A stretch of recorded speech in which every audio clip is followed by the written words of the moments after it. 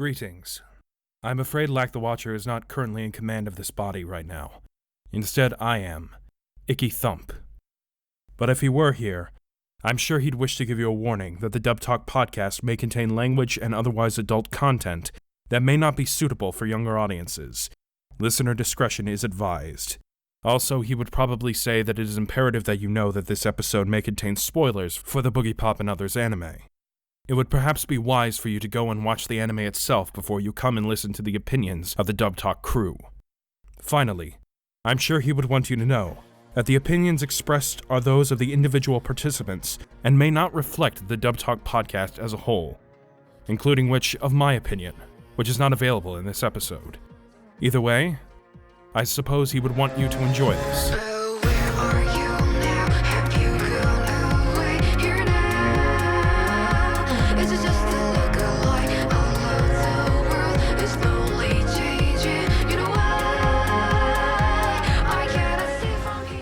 Hello, one and all, and welcome to Dub Talk, the podcast where we discuss the latest and greatest in English dubs. My name is Stephanie, and I'm joined tonight by Jet, Lac, and Amon. Hello.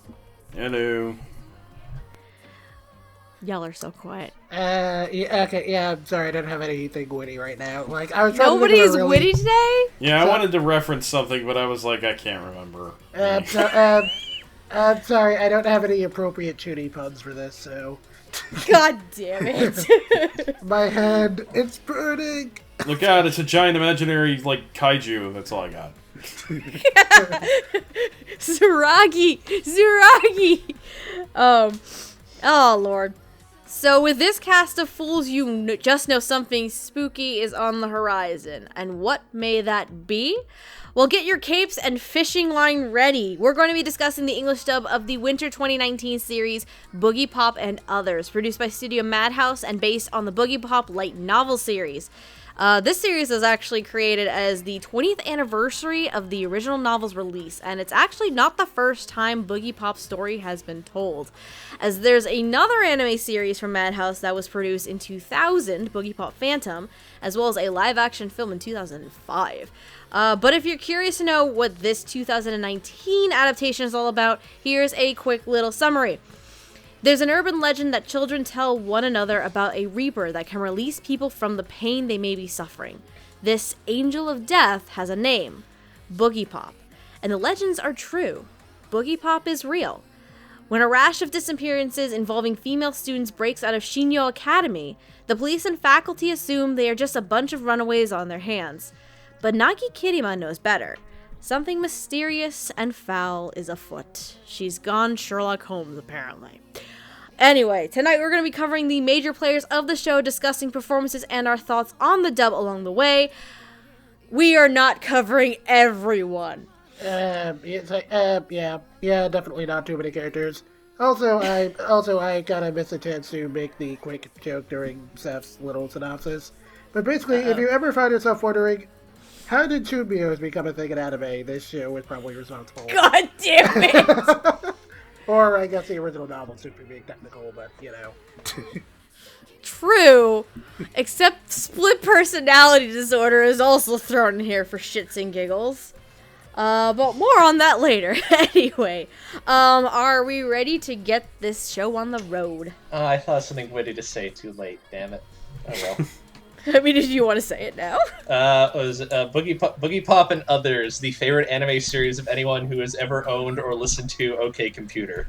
I was trying to think of smart alecky music references for the episode, and it's like, man, this is so 1996.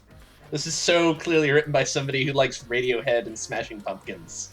I know, is this not the most early 2000s anime ever? Honestly. No. Who okay. I quick question. Have any of you seen the original Boogiepop Phantom? No, I haven't. I have seen, the first 3 episodes, I think.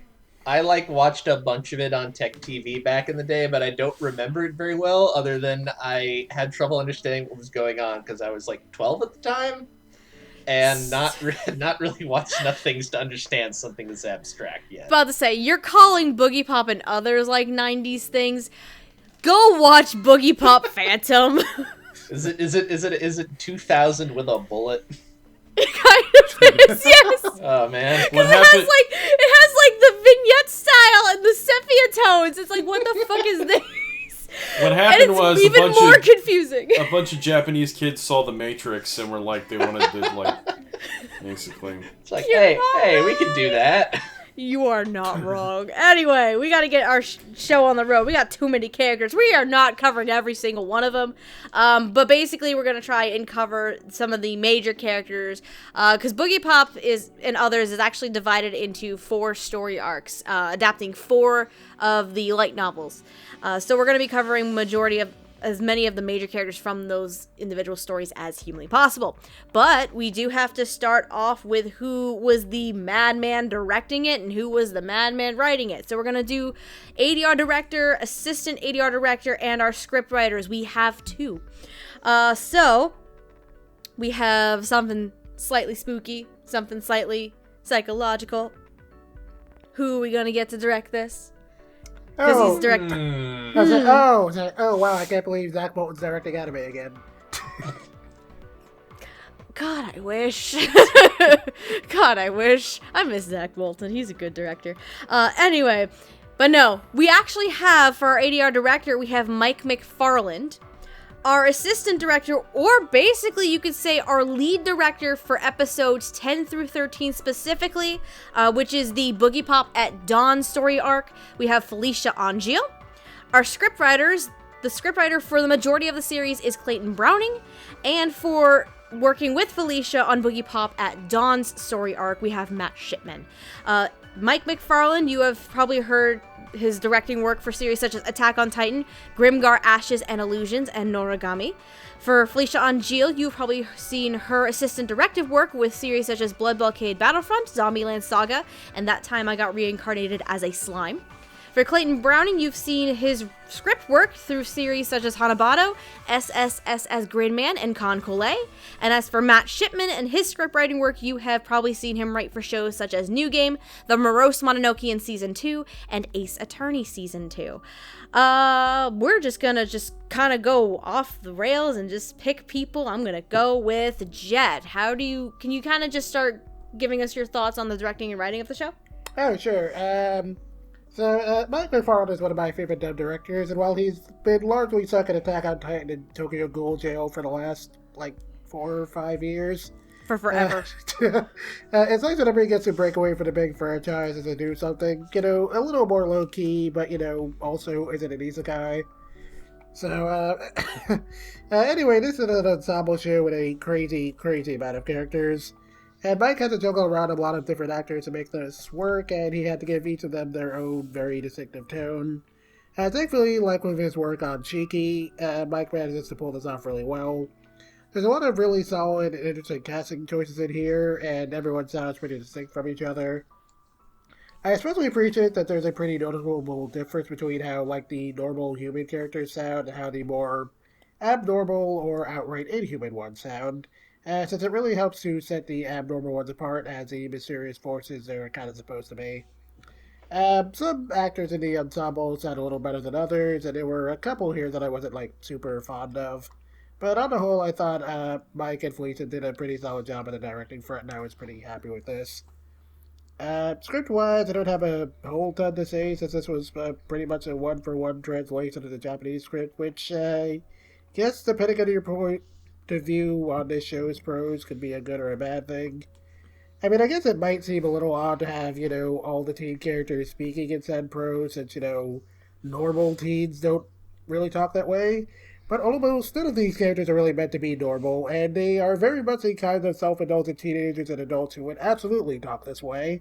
So it definitely worked for me. Even beyond that, though, the show in general is kind of doing a lot of, very abstract concepts, and it's obviously a little bit of a puzzle box mystery, so any major deviations probably would have came back to harm the dub, so I'm glad they made the safe call here. But yeah, on the whole, direction and script get a big thumbs up for me. Yeah, it's kind of funny that you brought up the script, because I know we were joking about this being like a 90s kind of sounding thing, But like legit, the night novels were written that like late 90s, early 2000s, so it kind of makes sense that they went one for one kind of translation here, because in all honesty, if they were trying to do something else, it would not land very well. I mean, the show itself tried to modernize itself a little bit. I mean, the characters have cell phones, but...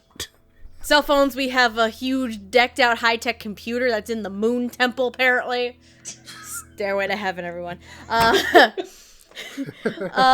do you have anything to add? Not much, honestly. Admittedly, I made this kind of clear on first viewing that I did kind of feel like some of the dialogue, just the way that the teens talked, kind of felt weird, just because they all talked like adults. And there was kind of that element of some of this can feel a little disingenuous. But at the same time, it's like, I get it. I get exactly what this series is trying to do. And there's nothing that the staff did that really bothered me in their decisions or anything like that. I'm not going to say anything bad about Mike McFarlane. He or even Felicia and Angel. They both, like, have so much experience that, they know exactly what they're doing. And, for my complaints about some of the weird dialogue, like, the fact that Clayton Browning and Matt Shipman were able to pull this off at all is, like, impressive on its own feet. So, I still stand by my feelings that some of it felt kind of weird and clunky, but at the same time, I respect how much effort they really tried to put in. So... Yeah, because I think out of the four of us, I know you were probably the most vocal, because you've never seen Boogiepop Phantom, so you were basically kind of tossed in here, and you're like, what the hell is this? as the series progressed, I kind of got it, but... Yeah, it took a little bit. Don't feel too bad. I mean, I did see a few episodes of Boogiepop Phantom, but I didn't understand anything that was going on in that show. This was much easier for me. See, and I told you this in our DM chat the other day, and I'm going to state it again now for the record. If you got thrown off a little bit with Boogiepop and Others here, like, Boogiepop Phantom story-wise is a little bit worse, and it's even more episodic than this. Like, it doesn't contain its story very well, unfortunately. That's one of the flaws with the original series. And dear sweet baby Jesus, like the writing and the directing of the dub has not aged all that well. I won't lie. Side note, this really doesn't have anything to do with the dub, but I did find this interesting that there was kind of a controversy with the character designs for this one. Oh yeah, apparently no one had informed the guy who did the character designs for the books, because if you buy the light novels, they're like illustrations. No one had told him they weren't going to use his designs for the new anime, apparently. Oh, he found out when like the show got announced, and he was kind of angry about it. Yeah, well, I mean, if you look at the anime, if you look at And Others design versus like the light novels design, they look almost nothing alike aside from like clothing. Yeah, no, they changed it to a design that's much more modern, and to be honest, probably would look a little better animated. But it is strikingly different, and my understanding is like it did get smoothed out eventually. But yeah, that was a thing for a bit. Yeah. Wow. Yeah, the original character designs are also kind of clunky, though. They're also very late 90s. They are very late 90s. They're very late 90s. Very, very late 90s. Oh, sweet baby Jesus. Yeah. Boogiepop Phantom, boys and girl, a very late 90s show. Anyway, Amon, do you have anything to add about directing and writing? I feel like we kind of covered the bases. Like, I think the directing is very strong. I think Mike and Felicia are both challenged. This is a very, like... This is a show that, like, wears the fact that it's an adaptation of a book on its sleeve. It feels very literary and complicated, and there's a lot of inner thought to everything. And I think they did, like, a really good job translating that into voice acting and direction. Like, this is not something that ever felt like it got bogged down in, like, dialogue or narration or anything like that. I thought it was very well strung. Mm-hmm. It was very well cast. And, like, also credit to the writing for taking that same thing and not trying to like smooth it out, because I feel like part of Boogiepop's appeal is kind of that it's very like pretentious and artsy. Obtuse. And yeah, look, speaking as a teenager who owned prog rock albums when he was 13, like, I get it. Like, if these books were available in English, I totally would have read them in high school. Like, straight up, not gonna front here. I'm Yeah, the I audience. probably Like, would've I'm the too, like honestly. I'm as someone who's probably the audience for these things. I feel like that's like a key component to kind of like it's that the mode and tone for this show, and I think they did a good job of translating that into English. Okay. Yeah. This is one of these ones where it felt like they did a very complicated job very well, to the point where you don't think about how complicated it probably is when you're watching it. You can just like, oh yeah, this is good. This is good. It's very true, because Boogiepop as a franchise in general is very weird. Like, in case you haven't noticed, and to the audience out there, you're gonna notice very quickly this show is very weird. Yeah, like I tried to look at the Wikipedia page and I couldn't get a clear answer exactly No, what Boogiepop it's was. not that clear. This show, It's not. It's really this show not. inspired Trudy to say. I had an easier time understanding what Divine Gate was than Boogiepop. That's the worst part. Oh no. Wait, hold on. Wait, we're the Divine Gate crew, aren't we? Yes, we Yeah, they are. Oh wow. It's a goddamn reunion, everybody! Holy hell! Anyway, Confetti. it's party of disappointment. Yeah. Anyway, Although this is a much better series than Divine Gate. this is a much better series. Much Significantly. better series. As but much as I story is didn't a bit really confusing. like it, I will admit it's much better made than Divine Gate was. So Yes, for sure. Yeah, I would definitely say the dub itself is on the directing and the writing front is really solid. I also would really want to give kudos to Clayton and Matt though, because like you guys have been saying, this show is like you can't really take liberties with it on the writing front. Because it's a very 90s kind of show, language-wise and style-wise, and the supernatural psychological elements of it don't really help in that matter. So what Clayton and Matt were able to do with the show writing-wise, I really do enjoy it. Directing-wise, it's also very solid. Everybody fit their roles rather well. I only have one minor complaint regarding our lead, but that's gonna come up later on. It's not a bad thing though. It got fixed maybe like after episode 1, basically. But yeah, everything it's very solid, a strong cast and everything.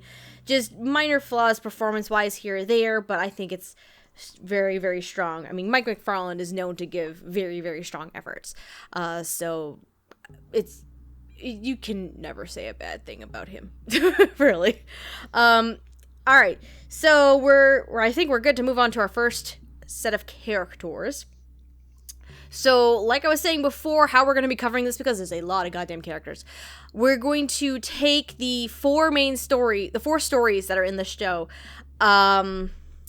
make sure I get the names correctly, Boogiepop and Others versus Imaginator, Boogiepop at Dawn, and Overdrive, the King of Distortion.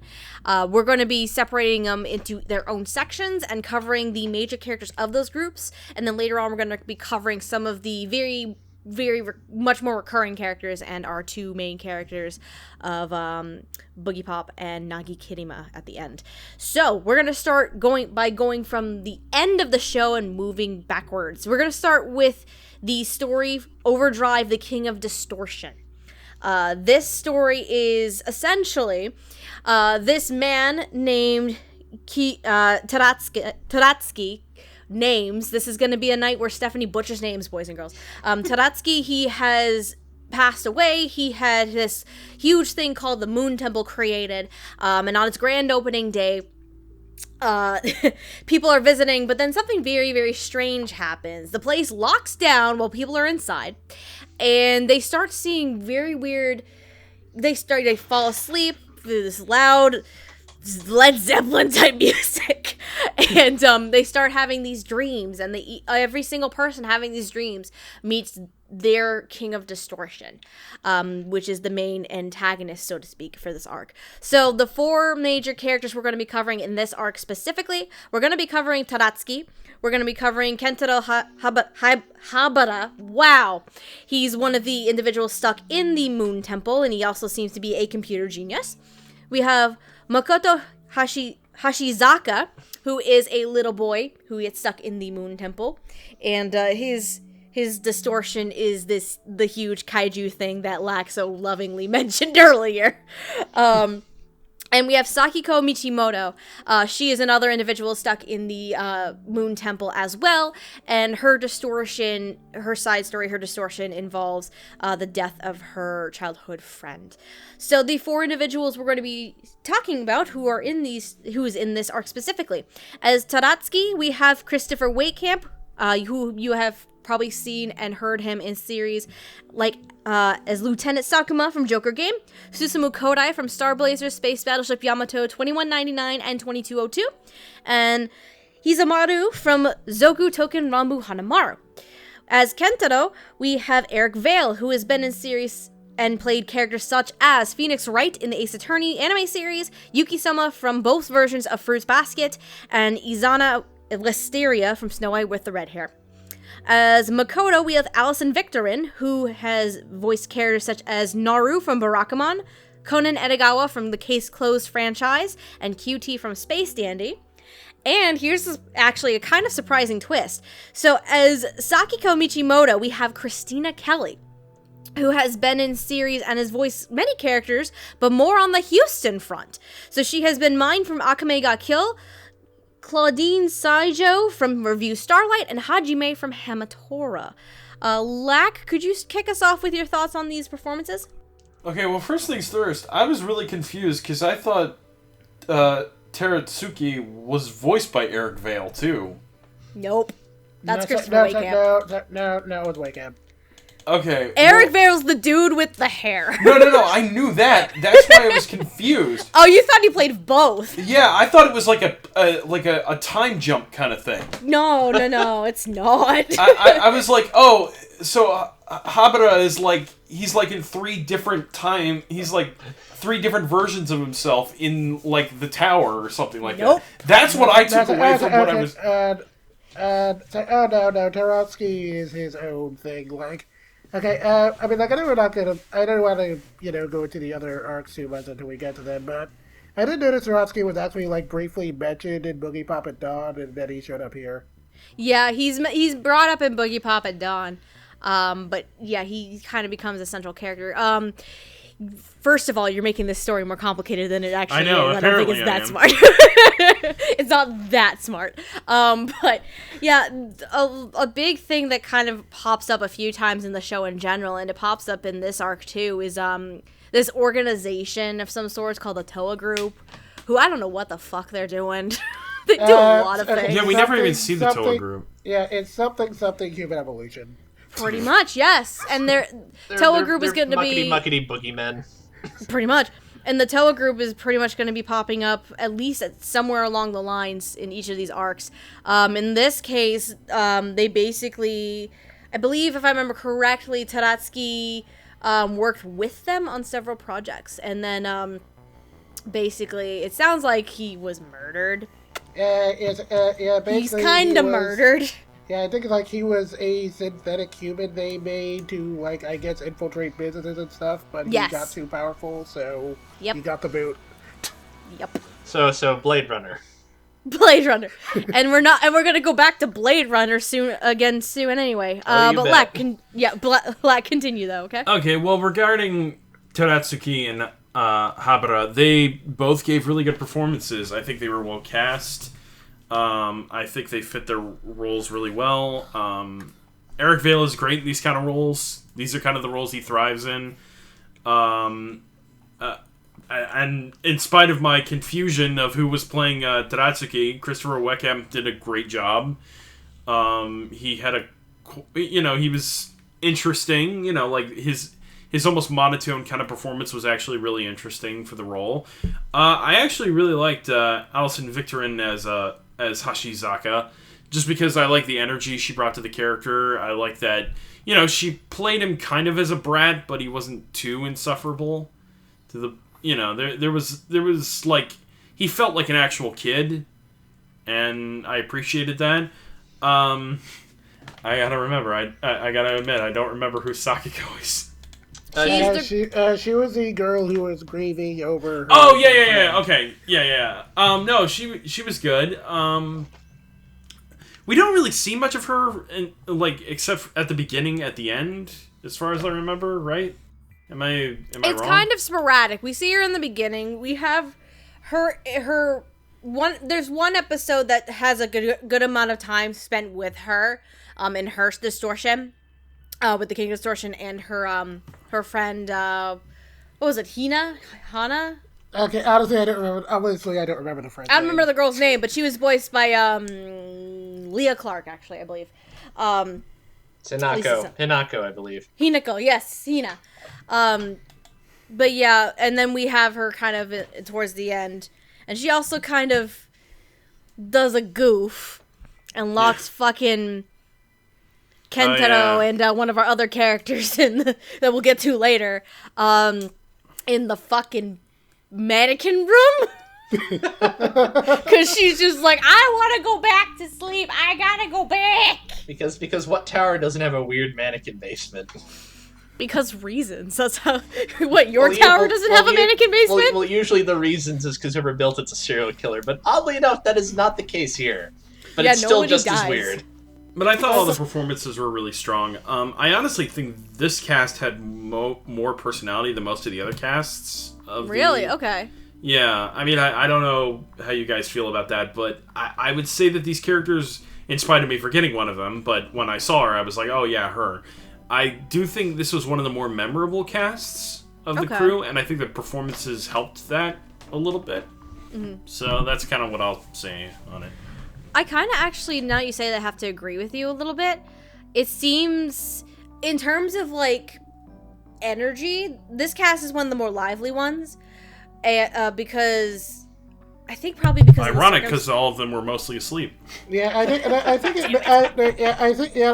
it makes sense because out of all the various themes of the arts, this one's the most like directly emotional, I guess. So yeah, it makes a lot of sense.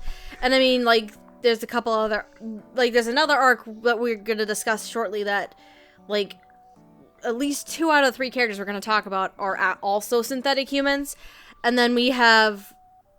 A lot of the characters in this show are like stoic, emotionless, kind of like. Yeah, I was thinking. I think this one might benefit from the fact that it's of the 4 storylines. It's not set at school, so It's not about the fewer dour teenagers in it. Mm-hmm. And you kind of get I feel like you get the most just kind of like character variety in terms of personality, anyways. And I think that then also shines through in the performances in the dub.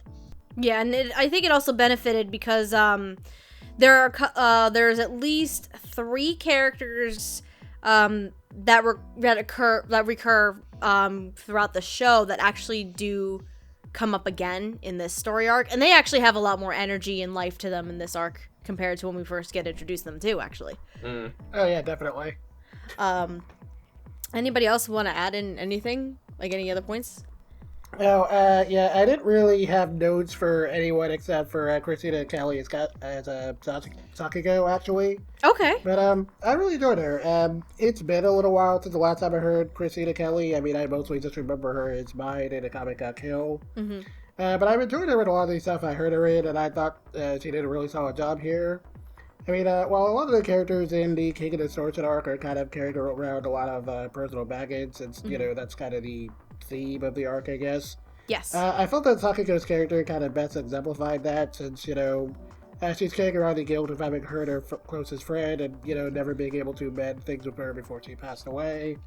And while I can't say I relate to that specific regret, I have felt what it's like to, you know, lose a chance to give a proper goodbye to someone before they pass away, so I kind of sympathize with her a little bit.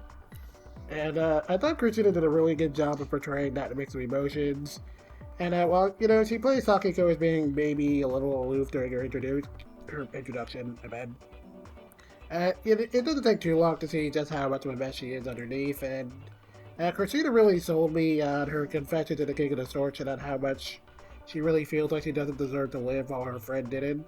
Mm-hmm. But the thing that really got to me was when Boogiepop eventually stepped in and told her a sentiment that I frankly don't think I've really ever seen expressed in anime that much or really at all, which is Okay, which is basically that the way we choose to remember people close to us kind of serves as a reflection of our own personality. So, if you think Oh of yeah, someone she does say that. She did Yeah. say that. Yeah, so essentially, if you think of someone as being kind in a way, it kind of shows your own kindness, and it's something I never really taken the time to think about before, and it's probably something I could have used growing up, so, yeah, it was definitely a very interesting message, and definitely not something I was expecting to get from a show this shooty, so, that bit really stuck with me, and Christina's performance to that message, Christina's performance and how she reacted to that message, definitely did a lot to help with that, so out of this section, I'd say Christina was probably my personal favorite. Yeah, she definitely put a lot of emotion and energy into Sakiko.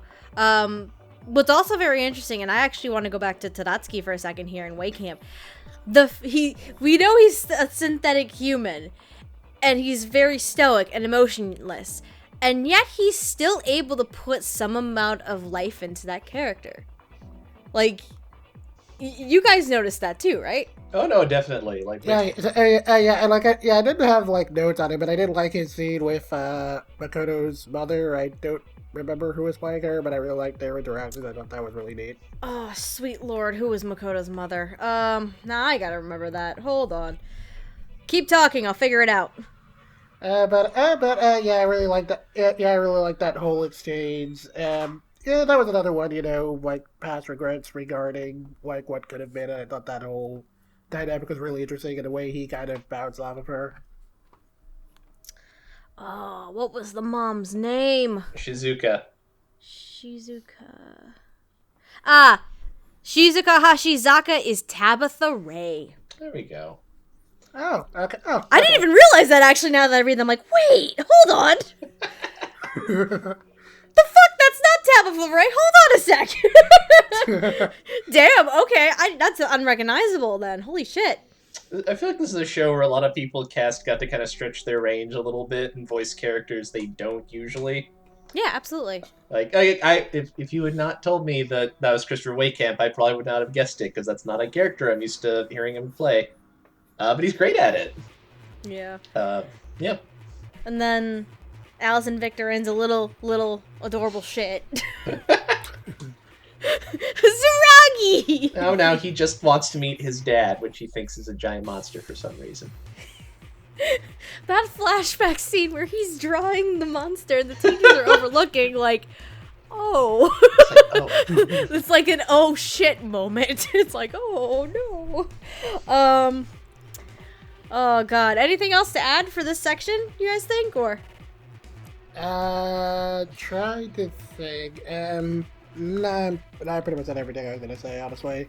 Yeah. I liked Eric Vale's character a lot. I thought he was like the most down to earth of the very cutie characters in this show. Yeah. He's very clearly full of himself, and he at least like kind of takes things at face value pretty well. So Look, his ass got busted so hard by Nagi Kirima when he was hacking the mainframe. Because in his distortion world, actually, we find out that he has like this computer program that he found and that was modified to basically like hack into businesses and shit. And essentially, there's one that he tries to hack into and he ends up almost like getting caught in the system, and it happened to be Nagi Kirima actually just sending him a warning, like, don't do this, you're an idiot. Yeah, in her Nagi Kirima way. Yeah, I appreciate that his whole deal was that he liked Nagi but doesn't feel like saying anything. Yeah. And that he was pretty cool with it because, like, let's face it, there is no one on this planet cool enough to date Nagi Kirima. So. Nagi Kirima's too cool for you, it's fine. It's fine. Satome knows that very, very well. Oh, Satome. Anyway. Anything else to add, or do we want to move on to the next story? These performances are great. Yeah. Woohoo! Alright. Let's move on to the next storyline then. And I think this one's probably, at least by the sounds of it, when we were all just chatting in our DM chat, probably our favorite story Yeah. Actually, mine was the distortion arc, but this is definitely a close second. Yeah, this was my favorite probably. And I think Lax too. I think this was also the story where Lack finally kind of understood Yeah. what this show was. Well, everything was much clearly thrown out in this one. And it treated Boogiepop. It kind of made it feel like you don't really have to understand what Boogiepop is. Right. Yeah, if anything, this next storyline, called Boogiepop at Dawn, essentially in its own way, chronologically speaking, this would be the first story, basically. Yeah. Essentially, it tells a lot more backstory for Nagi Kirima as well as Toka Miyashita, aka Boogiepop. Because a good chunk of it, Nagi Kirima, her father ends up getting assassinated by this synthetic human. She ends up later on getting a very big disease where she just gets in fits of pain. She's given this miracle cure of some sort that basically helps evolve her body, and then this just weird. There's also this weird, crazy doctor lady who happens to find the vial of the miracle cure that was given to Nagi by this assassin, by the way, but named Mo Murder, by the way. We're back to JoJo's again. And the doctor, she basically starts doing all these experiments, originally on these mice, trying to see what kind of evolution that could happen. And then she eventually starts hunting down and murdering women and going. I think they said her whole deal specifically is that is that she wants to know the true meaning of fear or something along those lines. Mm-hmm. Yep. Basically. And then basically Nagi's does this investigation with Mo Murder, not knowing he's an assassin. Or maybe she does. I don't know. It's not really made clear. Into the disappearances of these women and the murders of these women. And then we actually do, while the story more centers on Nagi Kirima, we do get bits of an origin story as well for Boogiepop. But this is more centered around Nagi Kirima. There's going to be 3 characters we're going to discuss about this arc. We have Shinpei Kurada.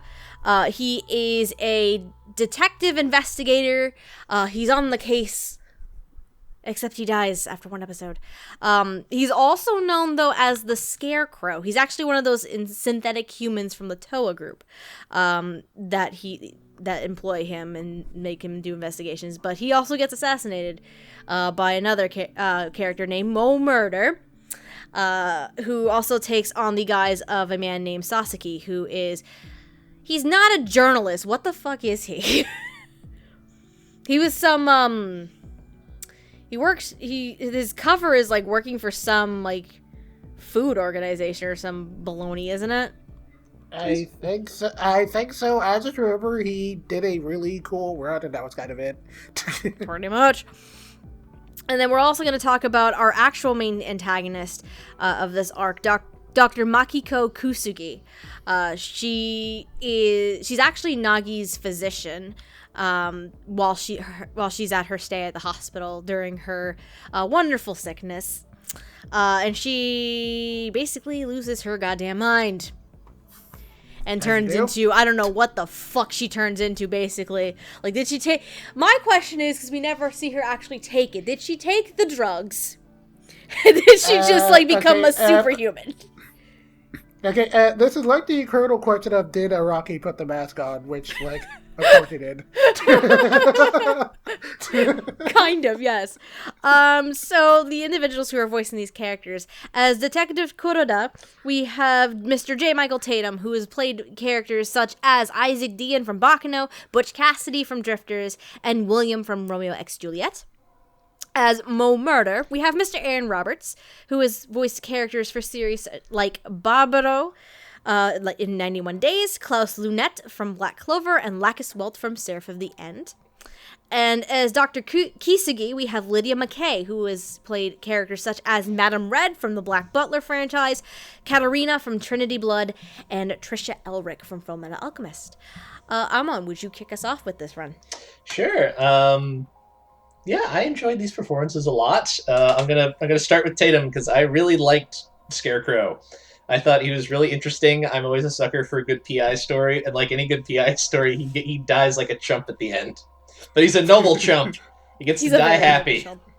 But no, I actually really like Tatum. You know what? Someone Japan finance a show about a private detective so that Funimation can license it and cast Tatum in the lead role because he's really good at this.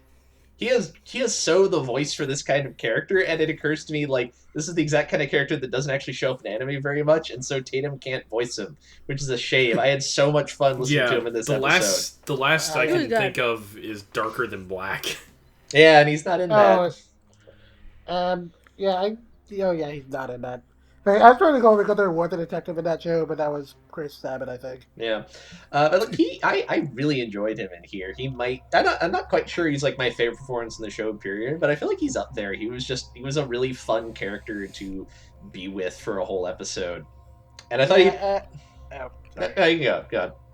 And I was gonna say like this wasn't like one of my personal favorites, but I did like him. It is like a very J. Michael Tatum role, but I thought he did a really good job with it. He gave the right amount of energy, and I really liked his scene where he's dying and speaking with Boogiepop and kind of gives Boogiepop his name, and I thought that was pretty cool. Yeah. Oh yeah, that's the other big important thing about this character. He actually essentially gives Boogiepop her name, which is actually really interesting. Yeah. How did he describe it? It was like a spooky bubble, basically. Yeah, he mentions. It was like the script. I forget the exact order. It was something like you're like a boogeyman, and he compares it to like a bubble, like something kind of shimmering and vague that he can't really. A boogeyman that's see. like a bubble of something. Something like that. It was really interesting. Yeah, it was oddly poetic for a phrase that like I always thought was just kind of nonsense. Like I never understood. It's like Boogiepop. What a weird name. I thought it was like an Iggy Pop reference. I had always wondered about it too, and having seen the original series like a few years ago, I'm like, how did that name even happen? And now I would think about that's literally a question I've had for like almost 20 years. Mm-hmm. Yeah, I didn't get it. I thought it was like an Iggy Pop reference. No, watch. It actually was this whole time. Yeah, which wouldn't be out of character for this show. You're right. Yeah, he just gave a nice performance. Like he does that same thing that a lot of the synthetic humans do, where they're kind of muted. But I thought he still brought it true to his character as being, I think, like the synthetic human who like breaks away from that mold the strongest. He provide a lot of emotion, and I liked a lot of his scenes with Pigeon, where they just kind of they're back and forth. I thought a lot of those were really cute. Oh yeah, Pigeon's another synthetic human. We're not going to get to really cover her. She's voiced by Sarah Wiedenheft. Yeah. No, he was just a good performance. And apparently he's named after a Pink Floyd song that I like that is not super well known. Did I write this series? These are all creative decisions I would make. It's very weird. Like, no one references Piper at the Gates of Dawn. Nobody. The show is made for you. Apparently, yeah. Yeah, more than I thought. Whoops. But not to spend all my time on Tatum, I also do want to give props to Lydia and Aaron, who I both really enjoyed. I also found Mo Murder very interesting for the kind of similar reasons. Like he's much more like how we see a lot of the other synthetic humans. He's very muted. He's very loyal to this system he's a product of. But he still throws in with Nagi when she starts investigating stuff, partially to his own ends, but also because he kind of starts like forming a relationship with another person, which is clearly new to him. And I liked his performance a lot in that too. And oh boy, Lydia. Oh, she what a wonderful psycho you do play. She's fun. And woof. Man, that character did not go in the direction I thought it was. It was like Razafon the last time she played a character like that. Maybe, I don't know. Wait, was she in Razafon? She was like the mom in Razafon. I haven't seen Razafon in a while. Holy shit. It's been a few years. Anyway. Yeah. But yeah, no, I enjoyed her performance a lot. She had this, just this really like odd, kind of insidious character who I thought she really got to dig into, and especially kind of present that thing with villains where they never really think of what they're doing as being very evil. It's just kind of like, I'm performing an experiment. I want to know what the limits of fear are, and this is how I'm going to do it. Yeah, it was just a good performances all around in this segment, I thought. And then the creepy end goal of like, I wonder what Nagi Kirima's fear would be like. Yeah, exactly. That very creepy end goal for her. Oh, sweet lord. What's also, I think, interesting with Aaron Roberts is Mo Murder, because I will agree with you. Like, he's also one of the more generic is probably not the correct term, but it's the best one I can think of to describe this. That muted, stoic, emotionless character. But Mo Murder does like kind of start forming this new relationship with Nagi. But what's very interesting about Mo Murder, he's the one who fucking killed her dad. Yeah. That's a thing. That's awkward. That's very awkward. And I didn't think Nagi ever finds out before he dies. So, Nope. Yeah. Nope. Which makes his relationship with Nagi even stranger. It's like, are you going to murder her? What are you interested in her for? But Side yeah. note, Laura Chapman was the mom in Razafon. I made a mistake.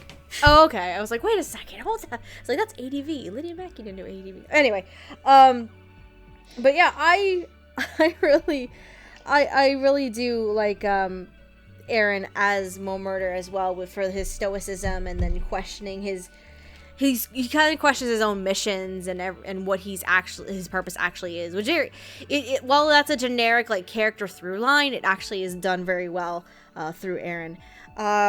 Tatum is also very interesting as well, because he's not that muted synthetic individual until he's actually pushed towards the end of his episode. At the same time, though, you can also tell very, very much that he just wants an out. He wants to get out of the situation he's currently in.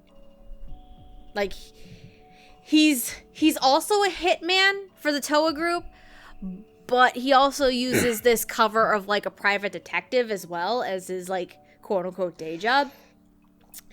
But you can tell that he just wants to. He seems kind of exhausted and run down with the life he's led up until this point. So you can tell that he wants to get out of this organization. He wants to live a free life, and that character line, for as short of a timestamp we have him, that through line I think is developed rather well through Tatum's performance. And yeah, Lydia Mackey, holy hell, because she does show a mature and professional nature, with like the scientist's brain and everything like that, but when she slowly starts becoming this twisted individual, it almost seems like she has like these these twisted carnal desires. Like it's like almost like a primal kind of situation, except more put together, if that makes sense at all. I get where you're going with that. Yeah, like it really that carnal primal desire really comes out in the last episode or two of the story, where she's just full force, like come on Nagi, let's go. But yeah, Lydia Mackey, oh my god, she's scary. Lydia Mackey's scary. Can we get more scary Lydia Mackey? I like that a lot. Anyone else have anything to add? Yeah, I'm sure I have notes for a couple of these. Okay. Going into Aaron Roberts as Mo Murder. Aaron Roberts isn't a voice that I'm like personally familiar with, but I enjoyed him here. I like you guys were saying, I liked how he gave Mo Murder kind of everyman voice. I made him sound slightly more human than some of the other Toa members we come across in this show, but just enough of a monotone to sound slightly off, and it kind of helps with the show's whole unsettling atmosphere.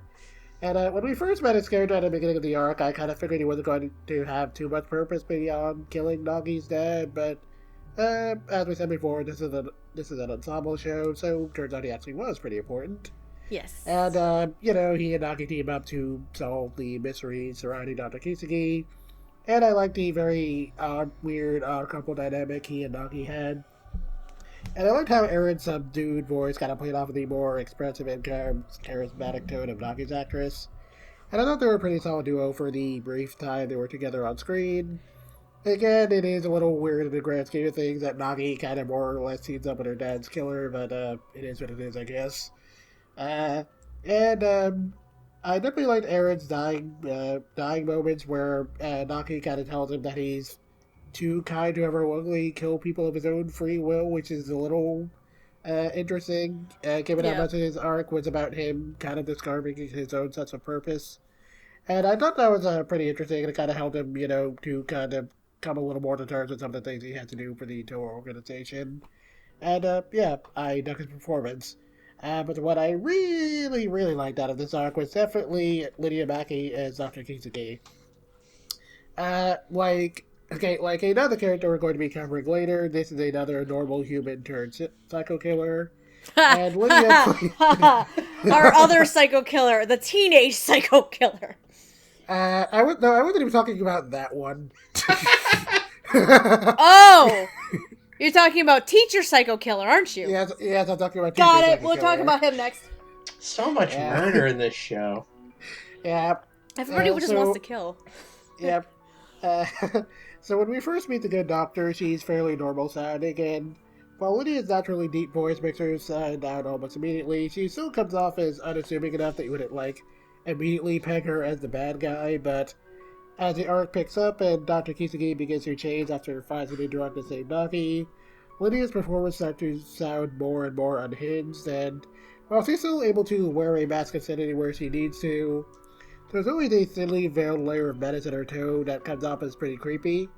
And some of that whole bit where she's pushing around with one of the other doctors to see how far she can mess with him, and but of course, what really makes the performance fun is just when Dr. Kisagi drops the mask entirely and Lydia gets to go full quality ham. And we get to see just how deranged the character actually is, and it's very, very, very entertaining. I mean, I'm partial to her fight with Nagi, but my favorite was definitely that bit where Dr. Kisagi is with one of her patients, and she scares the guy so much that he literally pees himself. Yep, that's a thing. It's like one of my Japanese animes. Wait, I'm in a Japanese anime? Oh my god! Snake, get in here! I'm in an anime!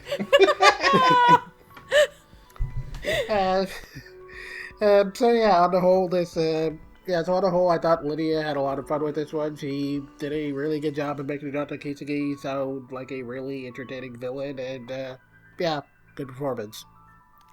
Awesome. Lack, do you have anything else to add? I just really like this arc overall. I thought the performances were really good. Again, this was one that there was a lot of emotional performance behind it. I thought Aaron Roberts' Mo Murder was really good because I felt like he developed as a character through the story. I think the best part about Boogiepop and Dawn is just the fact that there was more to every character than what was on the surface. Mm-hmm. And I think each of the actors really, defined that pretty well. You've got J. Michael Tatum as Shinpei, who, he's a synthetic human created by the Toa organization, whatever that means.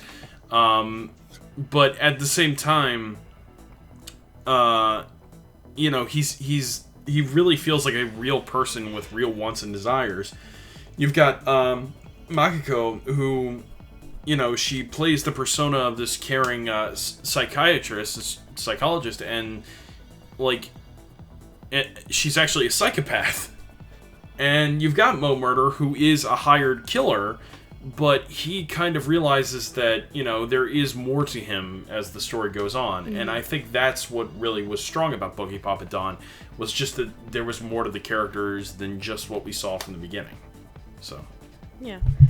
I gotta bring up, for a second, the scene where, Dr. Kisagi, where we first see Toka Miyashita for the first time in this story.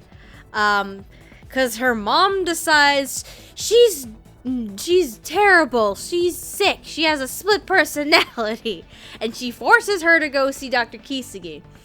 And the interaction she has with Boogiepop, actually. Like, what do you imagine yourself? What is this other personality in you? Who are they? Are they a male? Like, who are they? And, like, the sudden shift from Toka to Boogiepop, and then the conversation that they have with the doctor is actually really, really intriguing. And oh god, I cannot remember part of the conversation because I watched the episodes last week, but I just really liked that scene. It kind of it wasn't intense, but it was a very intellectual conversation that was done on the same, like, on equal footing, and I thought it was very intriguing, honestly. Oh, okay, yeah. I think I just literally recalled what the conversation was about while you were talking. What? That's okay. It was Dr. Kisigi was trying to, I guess, dig a little into Boogiepop, and Boogiepop starts going on about the enemies he has to deal with. Okay, and Kisigi eventually asks if she would be someone who could be considered one of Boogiepop's enemies. Oh, and, yeah. Yeah, I forgot about that. Yeah. Yep, that's a thing. Because the one of the big things with Boogiepop is she'll only appear if there is a threat. You can't really tell if this is supposed to be a female presence or a male presence. It's hard to say. I mean, I'm pretty sure they said Boogiepop is supposed to be male. I did watch the Japanese version alongside the dub, and Boogiepop definitely uses male pronouns. So Okay. Yeah, in the novel, he's also described with male pronouns. Though I think it's also written from the point of view of what's her name's boyfriend, who talks about how weird it is to see his girlfriend behaving like this in such a Taka. not her. So so there's also a lot in there where I feel like it's like technically male, but there's also very unclear anyways. Yeah, it's hard to say. Like, male seems to be the description, but trying to figure out the correct thing to call Boogiepop. What is the correct gender pronoun for what is the correct gender? A being of indeterminate origin and purpose? That's At this point, Boogiepop is a gender to me. Yeah, that's really how this is gonna work. It's not a bad attitude, frankly. Honestly, because we don't know what they are. We don't know who they are, really, or how they came to be.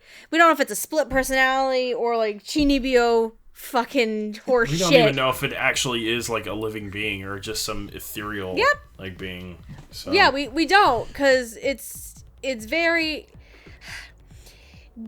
a similar thing actually comes up with another character we're going to discuss a little bit later, where they actually have, essentially, the second presence inside them, this power inside them. So we'll talk about that a little bit more later. But I think we are good to move on to the next set of characters. Yes, or the next story, I should say. Oh yeah. I have a lot of notes for this one, actually. Oh, sweet lord!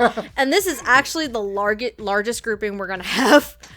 That is appropriate because I found out in its original novel form, this is actually 2 books. That makes sense because this one had the most episodes, I think. Yes, it did. And then I think King of Distortion was the second longest story. But we're gonna talk about the story Boogiepop versus Imaginator. This story. Oh God, where do I even start with this one? So there's 3 different stories, plot lines mixed into one. There's one about this girl who's also named the Imaginator that appears to Boogiepop and shit. That doesn't exactly go anywhere. And then we have this high school teacher who has this ability to see essentially the flowers in people's hearts, and he can see the flaws. So if one flower doesn't have a bud, or another one may not have roots or no leaves or is shorter or things like that. And he has the ability actually to correct these, which is kind of a dangerous thing to have. And it's kind of slowly, his storyline kind of slowly makes it start turning into a cult of some sorts in a way. Yeah, he was pretty normal, and then he met the Imaginator. Pretty much. And then we have another story with these two kids, one of which is Nagi Kirima's half-brother, who meets and kind of starts falling in love with this girl who's actually a synthetic human herself, who is working for this other dude who works for the TOA organization, and all sorts of shit. This is a very complicated story, and so the fact that they managed to fit it in, like, what is it, 6 episodes? 5 or 6 episodes, something like that. 6 sounds right. Yeah, I think it was about I 6. think it was 6, because I think Distortion was 5, I believe. But, yeah, the fact that they are able to fit this into 6 episodes, holy hell. So, 6, well, it's not 6 characters we're talking about. It was almost 6. So the 5 characters we're going to discuss from this storyline, we have the female Imaginator, Suiko Minohoshi. We have Jin Asukai, who is the teacher in question who has the ability to see those flowers and the flaws inside of people, and magically ends up becoming a cult leader because he's kind of crazy. We have Masaki Taniguchi, who is Nagi Kirima's half-brother, who falls in love with Aya Orihata, who is the female synthetic human. And then we have basically Orihata's boss, Spooky E, who has these weird electrical powers. He can zap you, and he's also fucking crazy. And everyone's crazy in this show. It's fine. It's fine. Anyway, the individuals who are voicing these characters as Suiko, female Imaginator. We have Bryn April, who is voiced characters such as Krista, aka Historia, from Attack on Titan. We have as Nina from Gangsta and Hiyori from Noragami. As Jin Asukai, we have our ADR director, Mr. Mike McFarland, who has played characters such as Jean Kirstein from Attack on Titan, Tybalt from Romeo x Juliet, and Kotaro Amon from Tokyo Ghoul series. As Masaki Taniguchi, we have a more fresh face to the voice acting game, Christopher Luin Ramirez, who is voiced... He still hasn't had a lot of major roles to his name right yet. His 2 major roles to date, though, would be Asahi Shina from Free Dive to the Future, and Seth from Radiant. As Aya Orihata, we have Jade Saxon, who has voiced characters such as Maotome Meonaka from Akiba Strip, Nona from Death Parade, and Kana from Miss Kobayashi's Dragon Maid. And as Spooky E, we have Chris Rager, who has voiced characters such as the Great Gozu from Danganronpa 3, End of Hope's Peak Academy's Future Arc, Garfa from Maria the Virgin Witch, and Kaiser Linfard from Rage of Bahamut Genesis. Who am I going to pick on the start first? Jet! What are your thoughts on these characters?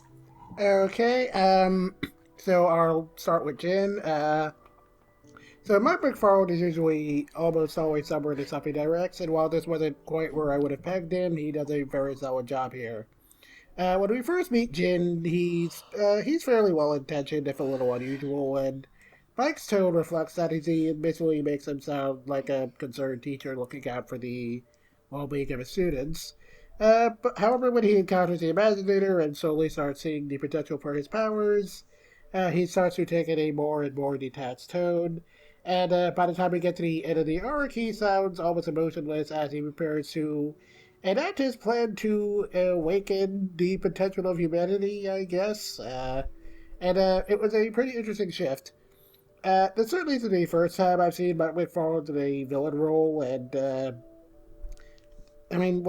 okay, again, it's not the first time I've heard him in a villain role, but this is the first time I heard him doing the kind of cold, detached villain role, and I thought that was pretty interesting, since I'm usually used to him doing stuff on the hammier end of things, like Buggy the Clown from One Piece. Yeah, he does a lot of hammy villains sometimes. Buggy the Clown, and then, what's his face from, Sir Vamp?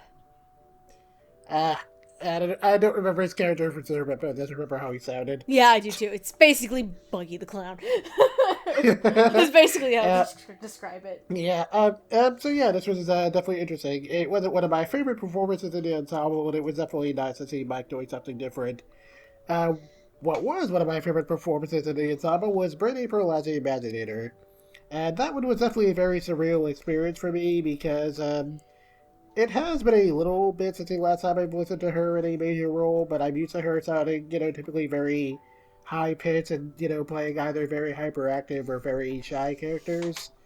So this one was definitely a big 180 for me.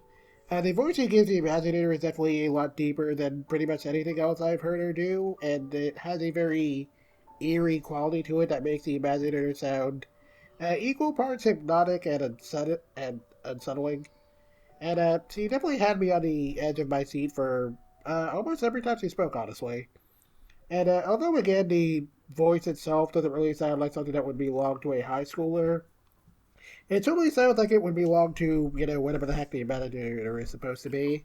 And I definitely enjoyed all of her interactions with Mike McFarlane's Jin, as she more or less played the role of the devil whispering in his ear, and the way she managed to turn him into a monster overnight was definitely pretty unnerving.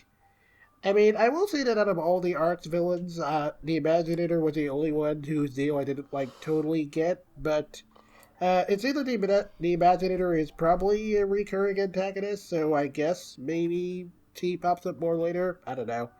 Either way, I thought Predator was really great there. As for Masaki, this was my second time hearing Christopher Lowen Ramirez, and to be honest, this one was honestly a little rough for me starting out. Mainly because Masaki is supposed to be a middle schooler, and Christopher's voice sounds a little too deep for that to come off believably, and it kind of threw me off for a little bit. Well, it doesn't seem like it would be too much of a problem, given a lot of the characters in this show don't totally sound their age. Um, Masaki is at the very least supposed to sound normal, so it did feel a little weird to me. It didn't help that some of his line reads were maybe a little stiff starting out, and some of his pronunciation was also a little off to me. I especially wasn't too big on the way he emphasized some of the syllables whenever he said Orihata. Uh, but I will say that as the Imaginator arc went on and we spent more time with the character, Kurtzman's performance eventually improved. And while I was never totally able to get over how deep his voice sounded, his performance was definitely solid enough to balance that out. And I definitely enjoyed a lot of his chemistry with Jane Saxon's Aya, as he managed to believably sell Matsuki as a kind of awkward but generally earnest teen who may have been going just a little bit too far to please his crush. Uh, so yeah, while this one was kind of on a weaker end of the ensemble for me, I thought Christopher grew on me enough overall that I'm curious to see what else he'll be capable of in the future. Also, as a side note, I also really dug Matsuki's scene with Boogiepop where he kind of realizes that Aya might have been brainwashing him the whole time, and then he kind of questions if pretty much anything he did for her was of his own free will. Oh, yeah. And then Boogiepop effectively tells him that in the end there really isn't any such thing as free will, since in the end, kind of everyone is brainwashed by society in one way or another, so rather than focusing on that, it's just kind of more important to focus on doing what feels right to you, and I thought that was pretty insightful. And while, again, I wasn't really expecting any kind of social commentary from this show, that exchange definitely kind of helped me to give an idea of why the novels were so influential in Japan. I thought that was very interesting. As for Jade Saxon as Aya, I really like what she brought to the role. Aya was another one of the non-human characters in the cast. And like a lot of the other folks in this show, she plays Aya with a very emotionally detached tone that makes it clear something is very off about her. Without, ever veering into total monotone. And it's definitely a good thing, too, because unlike a lot of the other entities we encounter in this show, Aya actually does have to make an attempt to pass off as a normal human. And while she's clearly not very good at it, I appreciate that Jade Saxon gives her just enough emotion to make her slightly resemble a normal teenager. And it makes a lot of Aya's interactions with Masaki more interesting as we start to see her slowly show more emotion and more signs she spends with him. And I enjoyed the way she handled a lot of Aya's internal conflict regarding how she was deceiving Masaki and her own lack of self-worth. And I liked the little romance between Aya and Masaki. I thought that whole thing was kind of cute, even if it was a little predictable. And, yeah, I thought their dynamic was pretty good throughout the whole arc, especially during that whole climax with Jin and Boogiepop, where she kind of discovers that she is exactly a great danger to Masaki that she sort of made herself out to be, and that Okay, and it's okay for her to live even if she's not a quote-unquote normal human. It's some of the most emotion we ever really see from the character, and Jade nailed that really well. And I thought it was a very solid performance. Of course, the most fun performance here was definitely Chris Rager as Spooky E. I'm gonna zap you. Yeah. These little shits need to do what I say. Yeah, I especially appreciate that Spooky E looks like exactly the kind of guy who would go around calling himself Spooky E. Yeah. So... His character design is like, what the fuck is wrong with you? Yeah. And, Looks like he's been taking a little too much Spooky E, if you know what I mean. God damn it. Yeah, I mean, it's gonna sound weird, but I appreciate that there's like a little bit of a kind of redneck flavor to his voice that kind of helped add to that. So. That actually was a really nice touch. Yeah. Redneck flavor. Oh my god, that's a description right there. Yeah. Also, while it's a little bit off topic, I don't know if any of you have ever seen Scooby-Doo Mystery Incorporated. Not the new But there's show. a character. Yeah.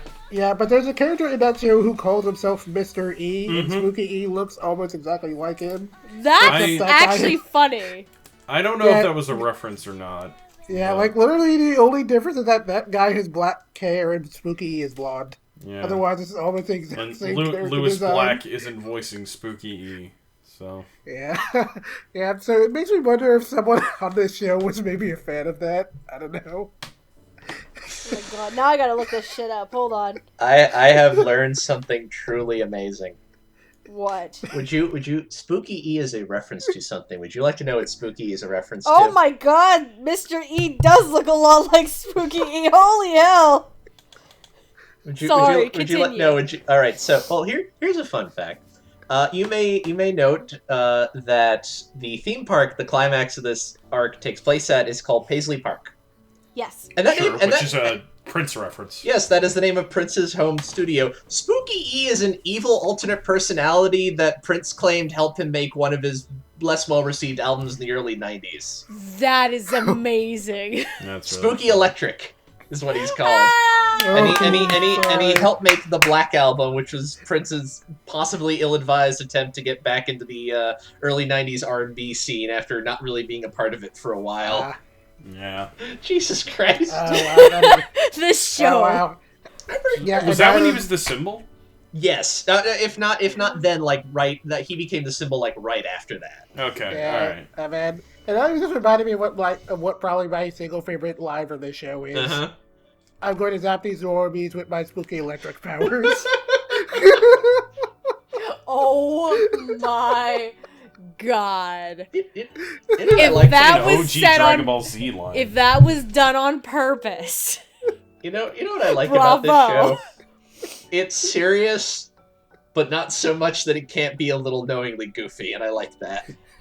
If that was done on purpose, then bravo, Clayton, bravo. Oh my god, that's brilliant.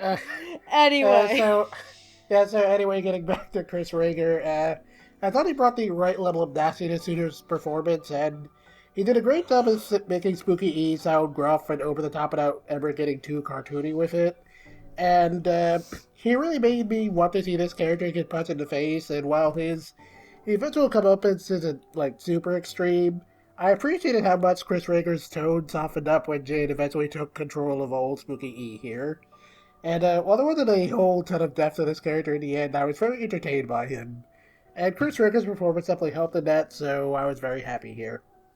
Okay. Anyone want to add anything to that? I don't know if I could add anything to that. I'm in pretty solid agreement. I do want to note I really enjoyed the interplay between Christopher and Jade. I'm usually not someone who puts a lot of investment in shipping characters, but this whole arc, it was I'm rooting for those kids. I want them to make it. I want these two weird kids to be okay. Yeah, I really like Jade Saxton as an actress, and I think her turn as Aya was really good. I actually like Aya's character in spite of Versus Imaginator not being one of my favorite stories here, but That's interesting. yeah, I think all the performances were pretty strong. Yeah, you know? Jade's performance. And it's nice to see Mike McFarlane play an adult. You right. Oh man, no, Orihata the character reminds me in a way of like a doll, if that makes sense. Oh yeah. Yeah. She reminds me of like this subdued, emotionless, lifeless doll. And she's treated as such for a good amount of the story, except with Masaki, who actually treats her as a human being. You know what I mean? So it's very interesting to see that progression for Jade, and I really think that's well done too. And then I'm in agreement with you, Jed, about Chris Ramirez, because that's... So we first actually get introduced to Masaki very, very briefly in the first story arc, when another character who we'll discuss later on goes to see Nagi Kirima, and he's the one who answers the door. I did not know that was Chris Ramirez at all. And I'm like, okay. But then we got to this storyline, and I could hear bits and pieces of it. Because the only other role I really know him for is Asahi from Free. At this point, I have not watched Radiant at all. So he's still very new. Still very new. So it was a little bit rough to kind of start out with, but like Jet was saying, I think he kind of grew into it a bit more. But I think it's more on the fault of the tone of voice not quite matching the age of what the character should be.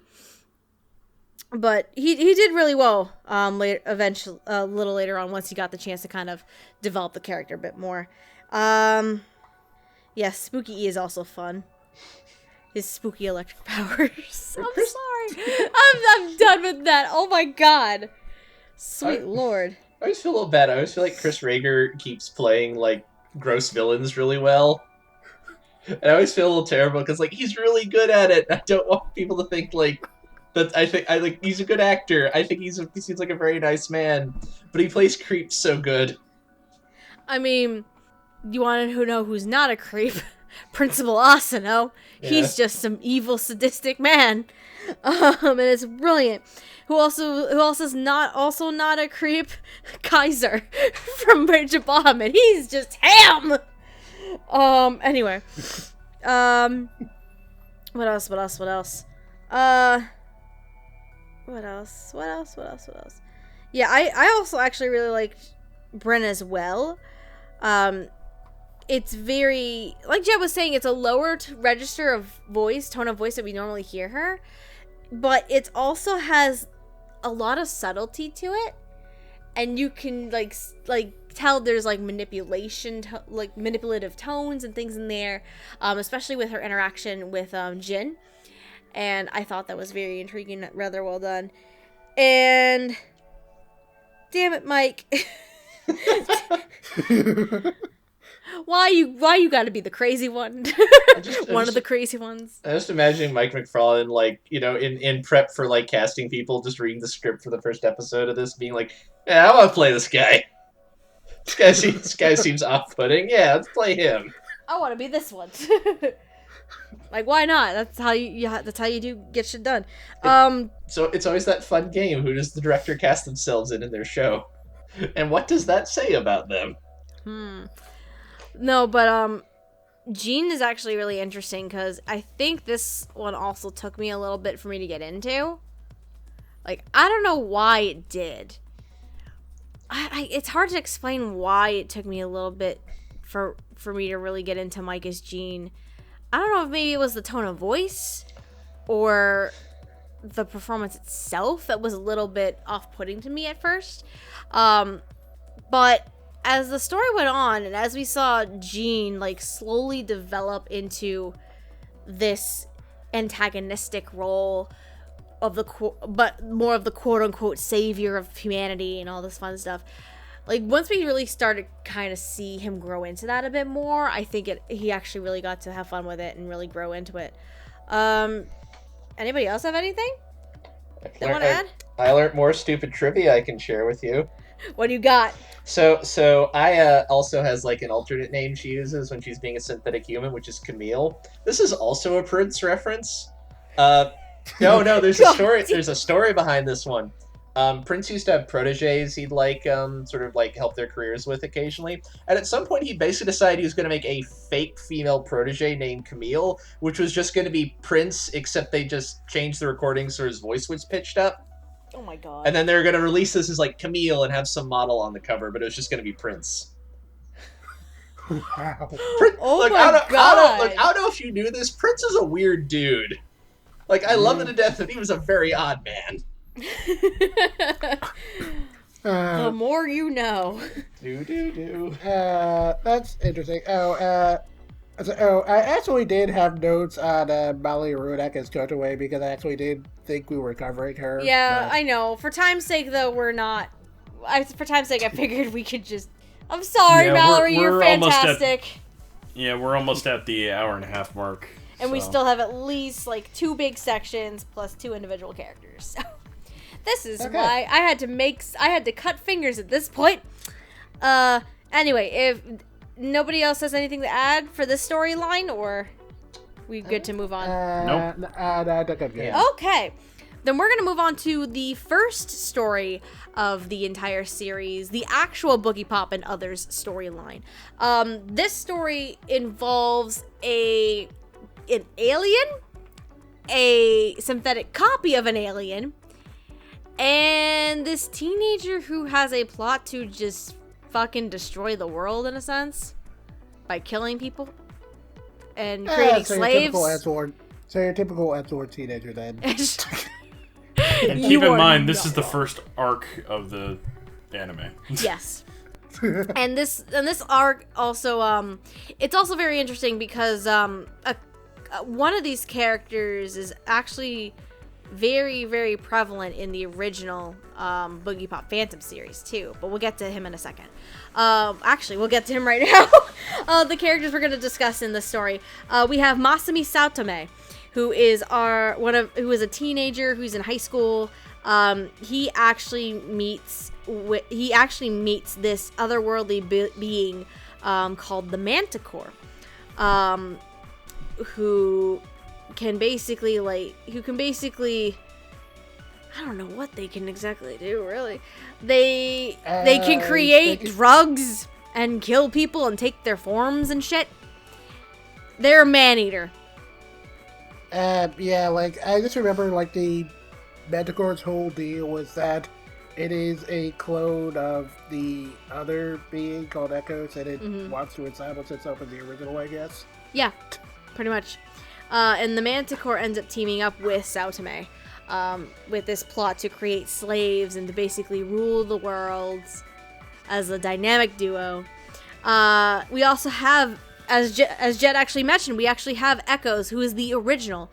He is this otherworldly being from another planet, I guess, who is here to observe Earth and humanity, and pass judgment as to whether humanity is good or not. And then our fourth character we're going to talk about Naoko Kamikishiro. She is another student at the high school. She's in a relationship with another character we're actually going to discuss after this. And she actually is one of the people who finds Echoes, befriends him, and if it wasn't for her, then they would probably kill us all. A word of advice to anyone watching this: don't make this one of the anime you try to introduce your friend to anime with. No. This is a terrible idea. This is an advanced studies anime. They will never want to watch another anime after seeing this. It will be like that time I was running the anime club at my college, and some random dude who I'd never seen before just came in one day. I'm sure thinking we were going to be watching Dragon Ball Z, something exciting. We were watching Haibane Renmei that week. Ah, yes. And he left after about 40 minutes. Whoops. Oh well. Anyway, I'm going to go backwards in terms of who voiced these characters. So I'm actually going to start with Naoko. The individual who voices Naoko is Miss Skylar McIntosh, who has voiced characters such as Izetta from Izetta the Last Witch, Nanami Takumi from King's Game the Animation, and Henry Emmett from the Overlord franchise. As the glorious being Echoes, we have Mr. David Matranga, who has voice characters such as Subaru Asahina from Brothers Conflict, Luke from Garo Vanishing Line, and autocorrect, what the fuck? I'm gonna say the name that autocorrect decided to give here, alright? Shots Todoroki from My Hero Academia. Thanks, autocorrect. Shoto Todoroki from My Hero Academia. As the Manticore, she takes on the Manticore who takes on the guise of a dead student, Minako Yorehara. The Manticore is voiced by Trina Nishimura, who has voiced characters such as Mikasa Ackerman from Attack on Titan, Kirisu Makise from the Steins Gate franchise, and Kenjiro Minami from Yuri on Ice. And as Saotome, we have Stephen Fu, who has voiced characters such as Yue Nikaido from Go Kamui, Genji from Kakurito Ben Breakfast for Spirits, and Auntie from SSSS Gridman. So fun fact about Saotome, because I mentioned before Saotome is in the original series. Did you know who voices him? Who? Crispin Freeman. Well then. I mean, Crispin Freeman was originally a New York voice actor, so that's not super surprising. No. And then there's also this thing where... I mean, that must have been one of his last New York roles before he moved to California. I mean, he was around for a little bit before that. He was in Slayers, he was in Utena. No. Yeah, he was around for a bit. But, yeah, Saotome as a character in general is really interesting. And what's more interesting in Boogiepop Phantom with Saotome is also known as the Manticore. So he is the Manticore in Boogiepop Phantom. But how that ends up happening, we don't actually get that in this show. We don't really have an explanation in this one. In this one, he's just a normal kid who ends up eventually getting zapped by aliens, basically. Anyway... Amon, do you want to start us off? What are your thoughts on these performances? I like these performances. How do I describe this plot? This Boogiepop's a show that kind of chucks you in the deep end, lets you work your way out. It's not big on easing you in. It's like, nope, this is what we are. It doesn't give you like floaties or nothing. No, it's like, nope. You can. If you're not going to enjoy this, you're going to know right away. Mm-hmm. That's like, if you watch the first episode and it's giving you nothing, like you can probably tap out. Let's be frank here. Okay, I mean, oh yeah. On that note, I will say that I think it was very convenient that the first 2 episodes came out on the same day, and because I watched episodes 1 and 2 simultaneously, it was like, oh, okay, I get what this is. Yeah, that was probably not by accident. I'll be honest. Probably not. But these are really good performances. I enjoyed on the whole. Who should I start with? Critiquing some of these characters is a little hard, just because I will admit, while watching it the first time, since everyone was new, and since most of them are high school students wearing some variation of the same uniform, I sometimes had trouble remembering which was which. Just because I didn't recognize anybody yet, and they all wear like the male uniform or the female uniform, except for like Echoes, who's just a weird gray-haired space alien, or whatever his deal is. But I thought these performances were strong. I particularly enjoyed Stephen and Trina were really fun together. Like this weird monster person who's just going around eating people, and then like the guy who's like, yeah, I'll help you out. That's okay. Yeah, I like what you're doing here. I'm gonna give you a hand. Let you sneak around the school. Get you some food. Yeah. No, wait. Hold on. No. Saotome is like... I feel like I'm about to use the term incorrectly. Like a sadomasochist, basically. Because not only does he want to watch the world burn, he's okay if he gets his ass killed, too. I think nihilist might be a better description. There it is. Thank you. He's definitely a nihilist, which is why he's okay going along with this. Because, like, all right, sure. But I thought the relationship was, like, strange but interesting, and I like the way that Steven and Trina played off each other in that regard, and also just kind of like Steven, especially towards the end, where he gets to kind of pontificate about what's going on, and it's all very like smarty pants teenager who clearly thinks they've got it all figured out. Smarty pants? You mean edgelord? Edgelords think they're smart. Doesn't mean they are smart, but they think they're smart. It's a key component of being an edgelord. He was just a lot of. He clearly was having a lot of fun, just getting to kind of like ham it up in this specific way. So I really enjoyed him. Who else?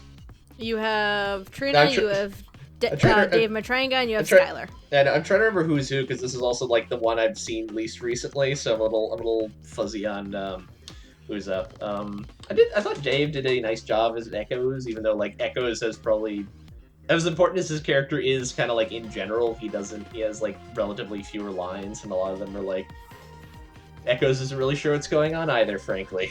Yes. He would also like to have some answers. Yeah, side note, while Echoes in the actual Boogiepop and Others storyline doesn't have a lot to say, he actually does pop up again during Boogiepop at Dawn. Yes. And that was also a fun bit from his performance. I liked him and Boogiepop kind of like trying to feel each other out and figure out their respective deals. Like I think that actually stood out more than any of his performance here, just because there's so many other characters and he's more important as kind of a figure character rather than like an active participant.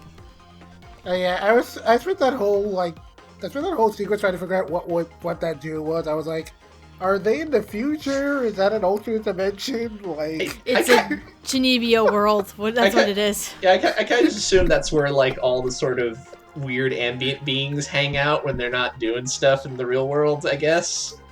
I don't know. This feels like one of these things where if I'd read that novel, I would have a more concrete explanation, but I haven't read that one, so your guess is as good as mine. Whoops. Yeah. But yeah, and I also thought Skylar's performance is also very strong and had a lot of good emotional weight to it. Like it's a good solid cast.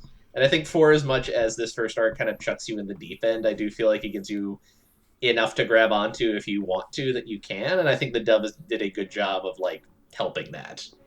Even if as much as it doesn't ease you into what's going on, I think it does ease you into kind of like the style of how people talk and how the storylines will play out going forward. And I thought that was very well executed on the cast part. Awesome.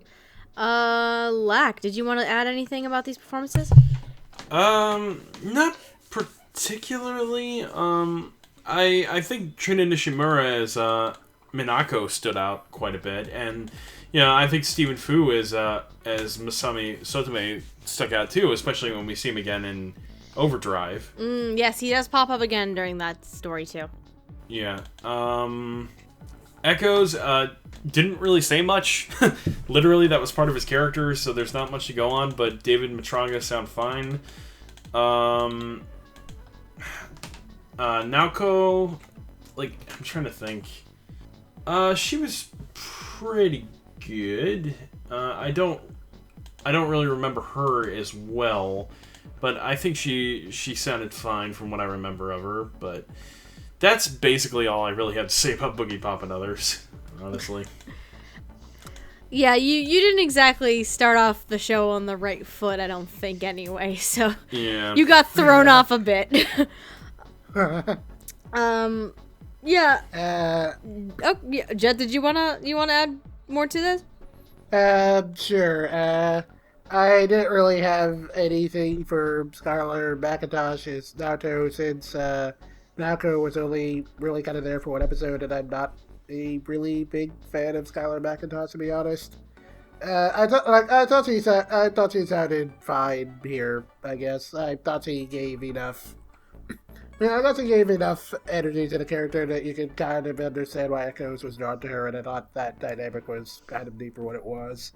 I also didn't have a whole ton to say about David Matrago as Echo, since it's been a good couple of months since I first watched the first arc of the show, and I will say he kind of sounded the most normal of the supernatural beings, if that makes sense. Considering the strange supernatural beings we have in the show, it makes sense. Yeah. But David is always a very reliable actor, and while he didn't leave like a super big impression on me here, I thought he added nicely to the ensemble, and I liked how David handled all of Echo's interactions with the high school kids. And I also liked some of his interactions with Boogiepop, even though, again, we never really learned anything about that dimension they were in, but, I guess some things have been left unsaid. But two characters who did leave a very strong impression on me were Stephen Fu and Trina Nishimura, because those two pretty much stole the show for the first arc. Starting with Stephen Fu as Satame, he's not a voice I'm super familiar with, since the only other thing I really personally know him for is Angie and Gridman, and this doesn't really sound anything like that, but I definitely appreciate the level of slime and arrogance he brought to Satame. While again, his general tone doesn't sound like something a quote-unquote normal teen would sound like, he sounds exactly like the kind of cruddy edgelord teen who thinks he's above everyone else, but really isn't. He does, actually. And I can 120% believe this dude would help commit murder just because some girl rejected him. So. Oh my god! Yeah, that's a very important part of Satame's character. He tried asking Nagi Kirima out, and she was like, "Nah, fam, you don't want to date me." You absolute moron. You fool. You just don't go and ask Nagi Kirima to go out with you. That's a fool's errand. Oh yeah, and I think his whole deal was that he thought he was too boring. Yeah. That was a complete misunderstanding. Because when you actually listen to Nagi's side of it, and you hear the actual reason why she's just like, nah, fam, it's like, you're an idiot. She's like, I'm not a good human being. Like, I'm not a good fit for you. And then it's like, you're stupid, Satame. I love you, but you're stupid. Basically every time this guy opened his mouth, I wanted to shove my fist in it, and Stephen Fu did a great job of making him sound perfectly punchable. So you want to punt him into the sun, is what you're telling me right now. Yeah. Yay! I also really enjoyed Trina Nishimura as a Manticore, as she gave her a very cold but sultry tone that helped in making the Manticore sound not quite human, and the level of menace he was able to give off in her performance was definitely a little bone-chilling. Especially during the whole fight with Echoes, where Trina gets to go a little nuts. And we see just how determined Manticore is to affirm its own identity over the original. But what really made Steven and Trina's performances stand out was just how well the two were able to play off of each other. So the chemistry between their acting really did a lot to sell these characters as the perfect evil couple, and they were clearly pretty happy doing horrible things to others with each other. I will say, though, I did feel almost slightly sorry for the Manticore, since you could tell the Manticore was really into Satame, but the feeling wasn't quite mutual, so... Yeah, it's pretty one-sided.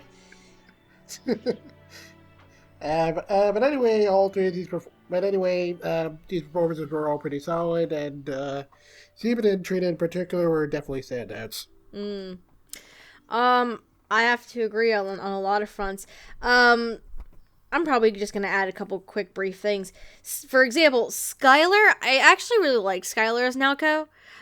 Even though the role itself is rather brief, like, say, maybe like an episode and a half, maybe two at most. I think the standout part of the performance for me is just, she has a scene with Nagi, and she also has the scene with Echoes. Basically, they're all in the same sequence, because she's telling the story about how she found Echoes. And I just love that she shows so much compassion and such a pure side to humanity. And I think that worked really well for Skylar and her performance. Echoes is also, again, very, very quiet and very, very soft-spoken, but it seems the most natural among the supernatural beings, if that makes sense. Natural sounding. Trina is just lovely. She's obsessive. She goes full carnal. She shows immense amounts of fear when she's threatened. It's fantastic. But motherfuckers, I'm actually here to talk about Stephen Fu Satame. Holy hell! Alright, I'm at least a little bit more familiar with Stephen Fu and his voice work and his voice range. I have yet to see him play villain at this point, though. And this little edgelord shit that I want to punt into the sun at that? Holy hell. God, what did I write? Oh, my exact words. Stephen Fu is evil incarnate. Those are my exact words. Because he made Satame into such a cold and calculating bastard and this little shit, and it's like, it's honestly really brilliant, and it shows a completely different side to Steven's vocal range that I'm used to. Because I'm used to Genji. And, well, Auntie is a similar vein of character, kind of, except more edgelordy. But... okay, don't be mean to Auntie. Auntie is a good boy, but he's also very, very edgelordy. He is. He wants to defeat Gridman so fucking bad. It's probably why he's the anti-hero of the show. Anyway. But Saotome is just straight up evil.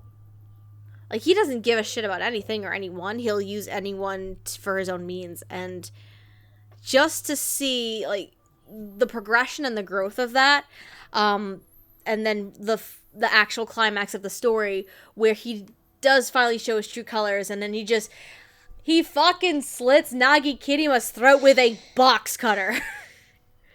Just, like, straight up, like, yep, done. Like... And he's just done. He's gone. Like, he enjoyed killing people. Like, actually, like, getting his hands dirty.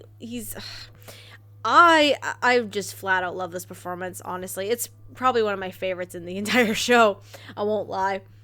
I won't lie, I think it actually might overtake Crispin Freeman, but that's probably because the Boogiepop Phantom is very old.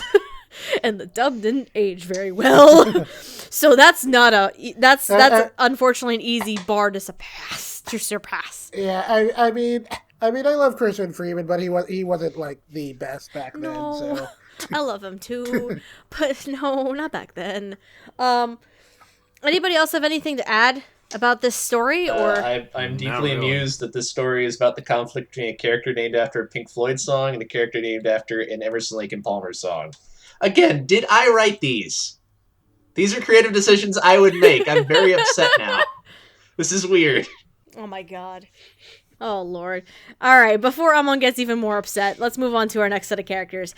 So we're gonna stray away from the actual storylines now. We're gonna talk about 4 really recurring characters that pop in throughout the course of the show. 3 of which essentially pop in both during the first story, and especially have major roles in the last story.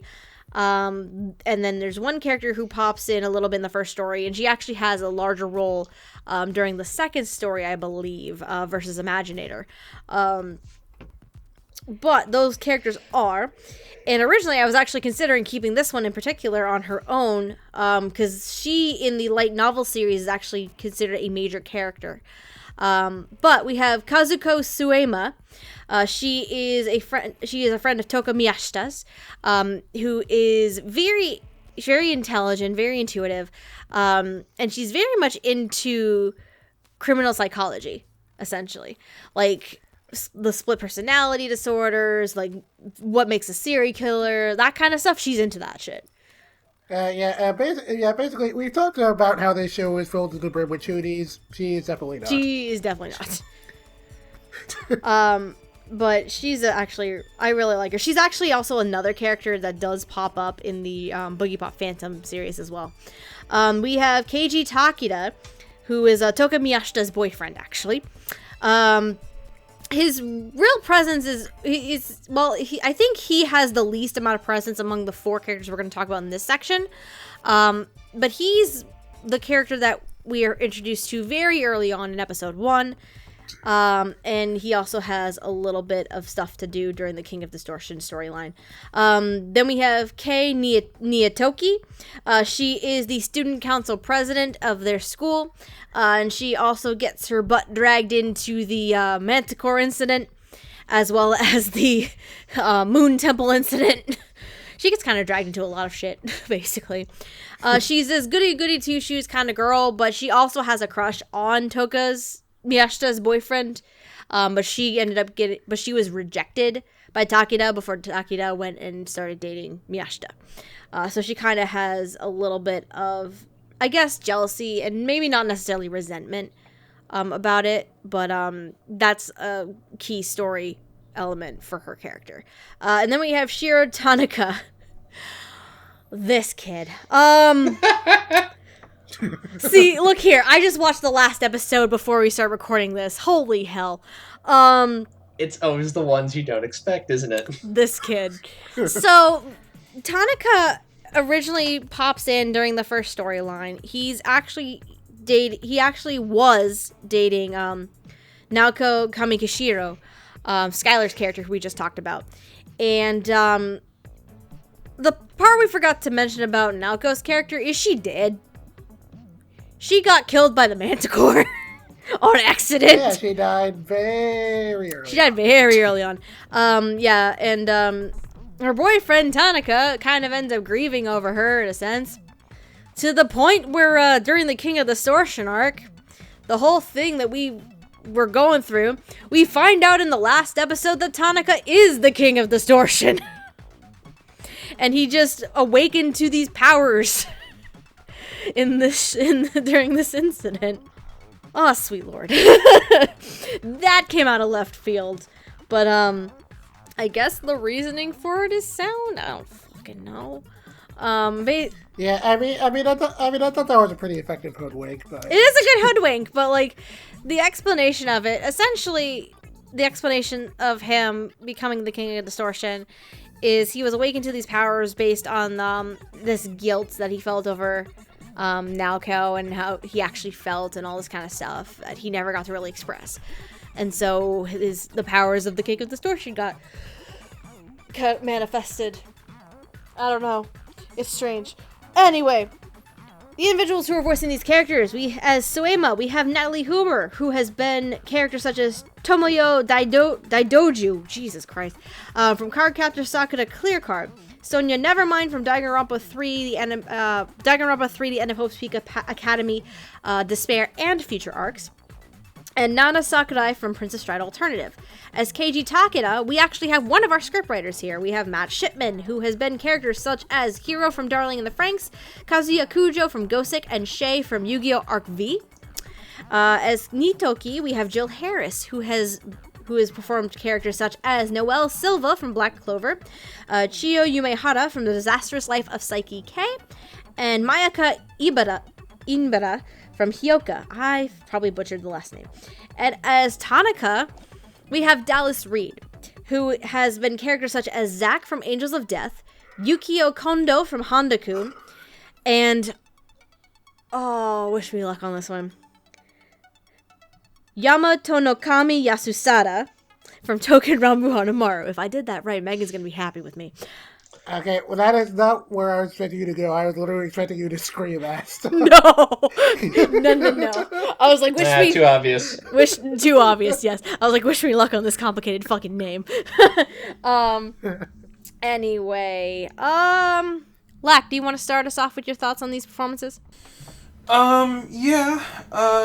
Honestly, not that much to say. I think they were all pretty strong across the board. I think the two who stood out to me the most are probably Matt Shipman as Kenji and Jill Harris as Kay. I think they brought the most personality, but I don't think it was really necessarily the actors' faults. I think it was more due to the characters, because Shiro Tanaka doesn't really come into his own until later on, and Kazuko, as capable of a character as she is, she's not really at the forefront, at least for this anime, But yeah, I think the performances are really strong. See, the problem is it keeps coming back to me and how I feel about Boogiepop and Others. It just didn't introduce the characters that well for me, so they didn't necessarily stick with me all that well. But at the same time, as they progressed and as we got further into the series, they did start to make more of an impact. And, I did like pretty much all of them. As reflexive characters on the main characters, which we'll get to in a few minutes, I think they served their purpose really well. There's not really that much to say, because, they're not as big players after Boogiepop and Others. At least not until, Overdrive. But I think they were pretty strong as they were. So. Okay. Anyone else want to add anything? Sure, I have notes for a couple of these people. So admittedly, I had trouble remembering talking his name for most of the show, since he's mostly kind of there only for episode 1 till, like, the last arc. So I mostly just refer to him as Boyfriend Coon, since that was kind of his whole purpose. Boyfriend Coon, I love that. Matt is Boyfriend Coon. But anyway, I liked his whole dynamic with Boogiepop in episode 1. I thought that whole, like, little odd friendship they formed was kind of neat. That was an interesting dynamic, yeah. Yeah, I also don't really have too many notes on Dallas Reed and Sonica, but I thought Dallas Reed did a pretty solid job. Definitely a different tone of voice than some of Dallas Reed's more noticeable work. This does not sound like Asta, obviously. No, Asta, he is not. Well, he didn't really leave too much of an impression on me in the first arc. He definitely did during the King of the Sorcerer arc, to the point where I honestly forgot he was introduced in the first arc. But, but I definitely liked a lot of his interactions with Eric Vale. I thought their whole like little odd friendship was kind of interesting. And it definitely did a good job to play to the whole hoodwink thing we mentioned earlier regarding him actually being the King of the Swords, and I thought that whole twist was handled very well, while still making a fair degree of sense. Well, so long as you don't think about the powers too hard. Yeah, just don't try to put logic into it that much. Just don't. Yeah, but when he is revealed as the King of the Swords, and I like the Thousands delivery during his whole spiel about how he regrets things with Naoko and like whether or not he truly liked her, and I liked his whole thing of how he came to terms with grief, and especially his whole like little interaction with Boogiepop where where he's like totally confident that he would be one of Boogiepop's enemies, but Boogiepop was like, nah, you haven't really done anything all that wrong. Like, okay, I mean, it's like you weren't the one who you weren't the one who trapped all these people in the building. Like, sure, you may have given them a few weird nightmares, but you're helping them, I guess, so I won't do anything to you. But yeah, I thought that whole thing was pretty interesting, and yeah, that was a pretty fun performance. As for Suima, as we said before, she's basically here as a resident non-shooty, and Natalie's performance basically reflects that. She plays Suima with a tone that sounds very bookish and reserved without, going into a stereotypical nerd. And while she never gets to bounce off of some of the more eccentric personalities in this show, since I noticed Suima never ever actually directly confronts any of the supernatural stuff. Like, it always happens when she's not around. I do appreciate that her delivery is consistent in making Suima sound like the most normal person in the show. I mean, to be honest, Suima as a character didn't set out to be a whole lot, but I think my favorite scene with her was definitely during the Imaginator arc, where she's talking with Aya about a lot of her like self-loathing and stuff, and I really dug her delivery when she tells Aya that, in the end, it's pretty much impossible to go throughout life without being hated by somebody, and again, this show has a lot of like various messages, and I appreciated that one was pretty blunt, and I liked Natalie's delivery with that. I do wish the character had a little bit more to do, but on the whole, I thought Natalie did a good job. And then lastly, for KD Tookie, with all these supernatural shenanigans going on, we do need something of an emotional anchor to balance things out, and I guess Tookie is the closest thing we have to that kind of role. Well, her and Boyfriend Coon, I guess, but Boyfriend Coon is a little more shooty. Boyfriend Coon. I'm sorry. Matt Shipman is officially now Boyfriend Coon. Anyway, Joel plays Nitoki as being fairly down to earth and normal, and while she doesn't come off as quite as grounded as Suima, she definitely helps give the impression that Nitoki is a more typical teen than a lot of the other crazy characters in this show. But unlike Suima, Nitoki actually does run into a lot of the supernatural weird stuff. And she even gets to have her own little fun dynamic with Boogiepop. And while Nitoki didn't stand out to me much in the first arc, aside from her whole deal with avoiding Toka because, romance, I guess. She did get a lot more to do during the King of Distortion arc, and that's where Jill's performance really shined for me. During that whole arc, Nidoki has to literally come face to face with her feelings about being rejected. The face-to-face being Satome for whatever reason. And Jill does a really excellent job of portraying her sense of confusion, denial, and ultimately acceptance as Nidoki kind of comes to terms with her feelings and ultimately walks away from the arc a little bit healthier, I guess. And while, like Natalie Hoover, Jill doesn't get to say that too much of the cast filled with very eccentric personalities. She does carry Nidoki as one of the more emotional sounding characters in this show, and I appreciate what she added. Okay, awesome. Yeah, I can definitely agree on all fronts on all of these characters. I don't even know where my notes are anymore right now. I actually don't have any notes for Matt now that I think about it. Probably because out of these four, I think kind of like what I said earlier, out of these four, Takeda doesn't exactly do a lot. He just pops in a bit and is the boyfriend, hence boyfriend Kun. But he is an interesting like support system for, I should probably say specifically Boogiepop, because he doesn't actually really talk to Miyashita about Boogiepop at all, and the fact that he knows about her, them, him, her, it, I don't know. So it is a very interesting dynamic, his interactions with Boogiepop as well, to the point where apparently in the end, after Boogiepop goes away, he just pops into this other world for like 5 seconds to say hi, which was weird. But yeah, I do like Matt. He's very grounded.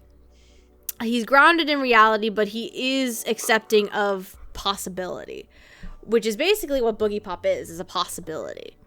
And I enjoy the performance a lot. Natalie is also a lot of fun too. I love her. She's adorable as this little bookworm, nerdy kind of girl who's into the psychology of serial killers and split personalities and stuff. God, yawning. I also wish that Natalie had a little bit more to do as well. She does play an interesting role during the Imaginator arc as this. She's kind of like one of the secondary characters in that arc as well. She's very soft-spoken. She can be shy at times probably because she's into weird interests like the psychology of serial killers and stuff, and people go to her. Like it's expressed very early on, like, hey, Soima, if there was someone who would be a kidnapper in our class, who would it be? Like, what would make this up? And then she would explain it, and it's like, and these girls like, oh, that's Nagi Kirima. And they basically point at her. It's very interesting. Jill is Nitoki. I like her as well. She is this bright, cheerful, goody two-shoes girl who can't do no wrong. But there is more to her. Like you guys have been saying so far, with her jealousy and her rejection that she has to kind of overcome. And Jill, I think, portrays that very well, especially during the King of Distortion arc. I still cannot believe that Tanaka is the King of Distortion. My brain is still in what the fuck mode on that one. Cause, No, I figured it couldn't be Waycam because they were making that too obvious, but... Yeah. Huh. Anyway. Huh.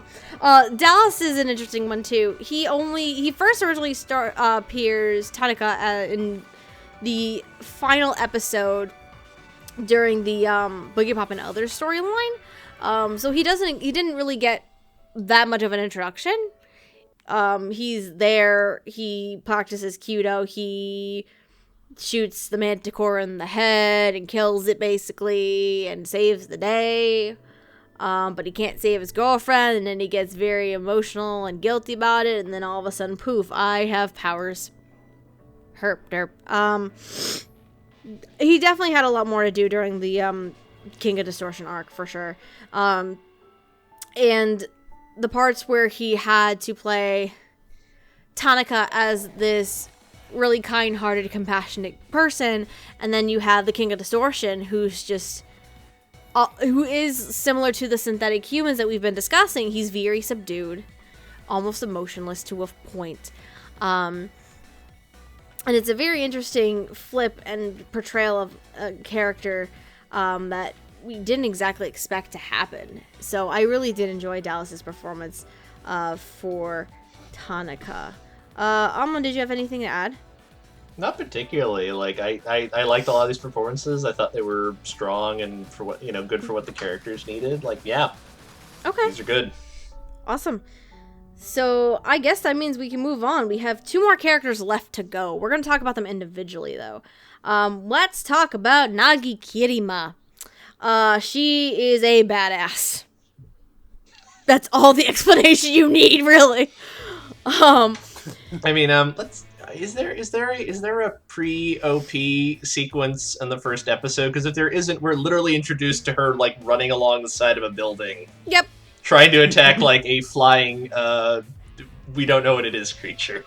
Yeah, we can't say it's Boogiepop because Tokamiyashi's on the ground watching everything.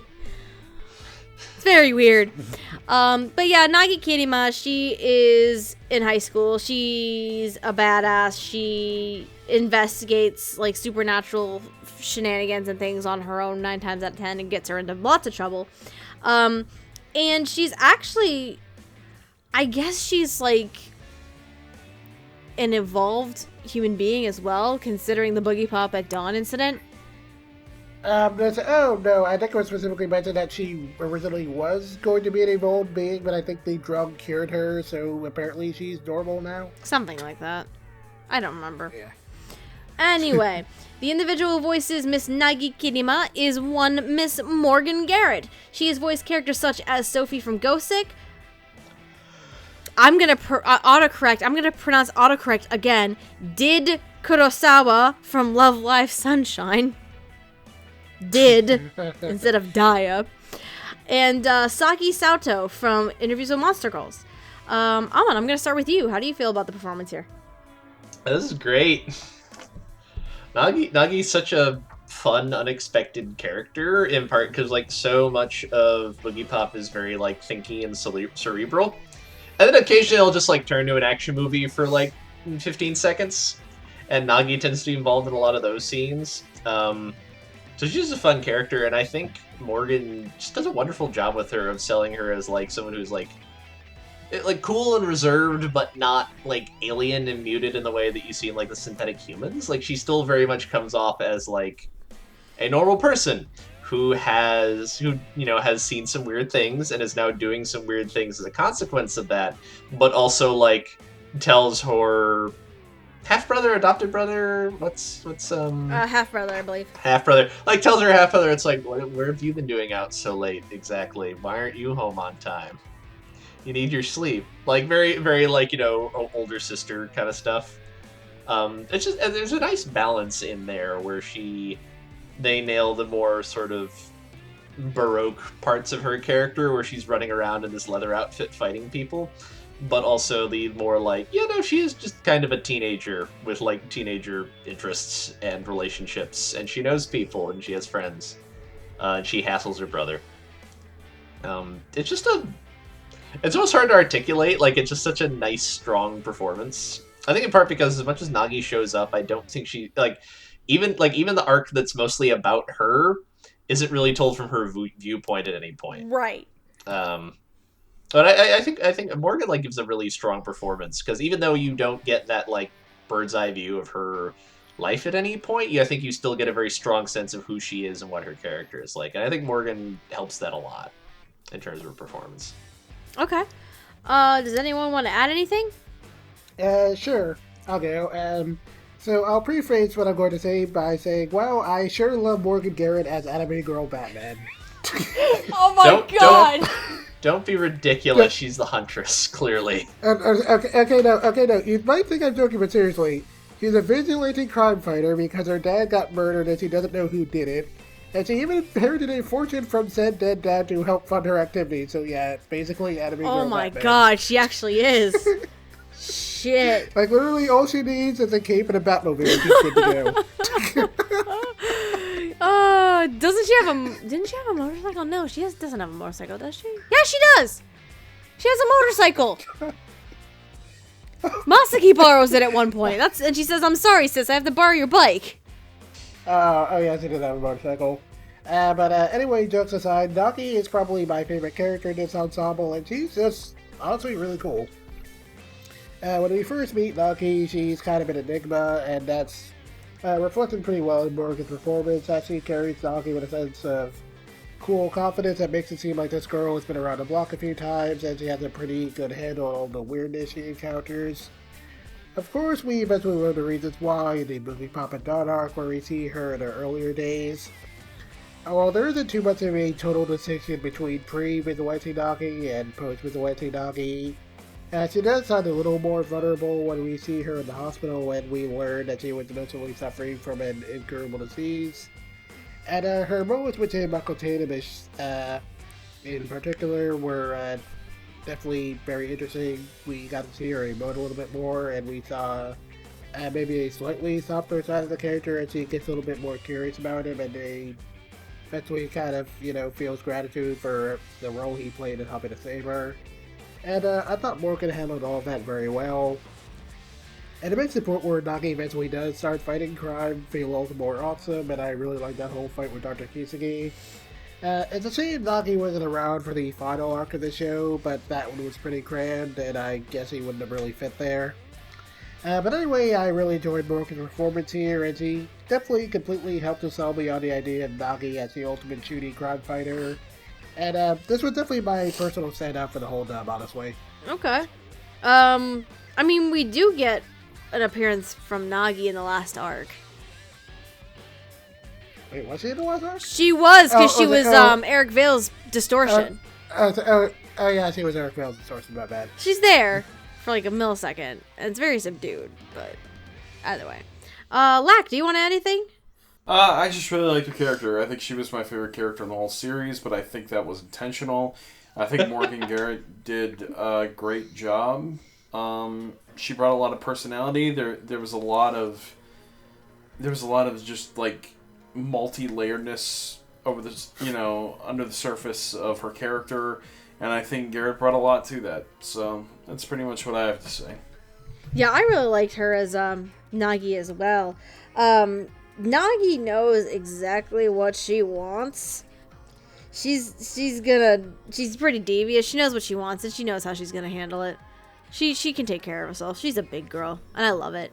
Monica's really not Monica. Wow, wrong M name. Morgan. I need to go to bed too. Morgan Garrett. She's actually real. I really like when she portrays strong-willed characters like this, and Akira Mato is another good example from Tokyo Ghoul as well, who plays very strong-willed, independent, take-charge kind of female characters. And Nagi Kirima is no different. She's just a straight-up badass. And I really like it. It's definitely one of my favorites of performances of the show itself. Fun fact, you want to know who voices Nagi Kirima in Boogiepop Phantom? Ooh. Rachel Lillis. Oh. I was like, yeah, Rachel Willis was in that show. I forgot who she was in the show. Yep, she's Nagi. Surprise! Surprise! Oh, yeah, that's definitely interesting. Surprise, Jessie and Misty is Nagi Kirima. There we go. Utena is fucking Nagi Kirima. Huh. This dub is interesting. If anybody has anything else, does anyone have anything else to add about Morgan, or do we want to move on to our final character? Not me. I think I'm pretty good. Okay, let's move on to our final character of the evening. We have the titular character herself, or themselves, or himself. So we have Toka Miyashita, who is a high school student, living her normal life. Has a boyfriend, goes to school, all this fun stuff, except for the fact that she has this otherworldly being named Boogiepop as well, or a split personality, or something, or Chibio disease. I don't fucking know. Nobody fucking knows. So Toka has this alternate personality, Boogiepop, who is this vigilante as well, who only appears when they sense a threat of some kind that needs to be taken down. And Boogiepop is not afraid of killing people to make sure it gets done. Boogiepop is not afraid of, like, hurting people or straight up being a pain in the ass or being mean. Boogiepop doesn't give a shit. Boogiepop gives no fucks, which is very interesting of a character to have. So the individual who is voicing Toka / Boogiepop, it's actually a name I don't think we've really talked about lately. Michelle Rojas. I miss Michelle Rojas and talking about her, actually. You've probably heard her as a variety of characters such as Shima Nishina from Kiss Him Not Me, Ko Yagami from New Game, and Kazuko Hoshikawa from Surreal Children. You know what? I'm just gonna let it be a free-for-all. Who wants to start us off with their thoughts on Michelle Rojas? I guess I'll go. Okay. So while I've heard Michelle Rojas and other things, it was usually more on the lines of side characters and whatnot. It sounded like maybe Surreal Children, New Game, and Date Alive, which was a show, I guess. It's a thing that exists. Anyway, this was my first time really seeing her in this kind of role, and I really dug it. I'll be honest in saying I found her a little awkward as regular-sounding Toka for, like, the first couple of episodes. Good, I'm not the only one. Yeah, and while her voice sounded like maybe enough like a normal teen that didn't have too much trouble back into the character, it didn't come off as very distinctive. I'm sorry, you were saying something, Steph? No, I said good, I'm not the only one who thinks that Toka is a little off-putting at first. Yeah. But as Boogiepop, though, I thought she was fantastic, and I really loved the almost otherworldly sense of serenity that she constantly gives off in her performance. I will say that having listened to the Japanese version, her voice sounds a little more feminine than Aoi Yuki's did, and that was a little disappointing since Boogiepop is apparently supposed to be male, I guess. I don't know, but but anyway, Michelle sounds androgynous enough to do the job, and her acting more than makes up for it, so I guess it works out. Her voice kind of reminds me of a telephone operator in a way, which definitely helps to sell the idea that whatever Boogiepop is not human, and that tone really helps to feed into all of Boogiepop's interactions with the other characters. Since it always feels like Boogiepop is operating at another level of comprehension that no one else ever quite gets. And I definitely like whenever we see Boogiepop kind of drop, the occasional little interesting nuggets of wisdom that help to tie into whatever the theme of any given arc is. But at the same time, though, Michelle's performance never dips into sounding like totally monotone. Which is good because while Boogiepop may not claim to have much agency, it's clear that Boogiepop has at least some kind of emotion. I definitely liked Boogiepop's little scene towards the end of the Overdrive arc with Nidaki, where Boogiepop kind of admits that they're a little jealous of boyfriend Kun and kind of envies Toka a little bit for getting them to spend more time with him. I don't know if that ever becomes a bigger deal later on in the novel or not, but I thought that whole dynamic was kind of interesting. At any rate, I thought Michelle did a really fantastic job with the role, and while it's not, totally perfect, it was definitely one of the strongest performances here, and it really helped to elevate my opinion of the dub overall, so, great job. Yeah, I have to agree on a lot of points that you said, Jet, because the difficult task that Michelle had is playing essentially two different characters. Because again, the whole split personality argument comes into play here. As Toka, I also am in agreement that it was a little rough in the first couple episodes. Because I don't know whether or not she was trying too hard to keep Toka and Boogiepop as separate entities with the vocal tone and the vocal range, that it just came a little bit off-putting as Toka. Or if they were just trying to figure out and find the footing for the Toka side of the character. I'm inclined to think the latter of the two, where they're trying to figure out what they wanted it to sound like. But I think after the first couple of episodes and that little rough hurdle, we start seeing a more natural sounding character out of Michelle when it comes to the Toka side of it. But obviously, considering the majority of the time we get of Michelle is as Boogiepop, I'm here to talk about fucking Boogiepop. This is how this game works, ladies and gentlemen. She is very subtle and subdued as Boogiepop. And while I actually didn't watch the Japanese... Well, no. I watched the first few episodes of the Japanese, actually. When I was making possible predictions for this show. And, I could not tell... No, what's the right way of putting this? So I could also tell the direction that the Japanese was going with, making it sound a little bit more on the male perspective of the voice. But Michelle's take on it too, because what's the right way of putting this? I'm losing it. My brain is dying.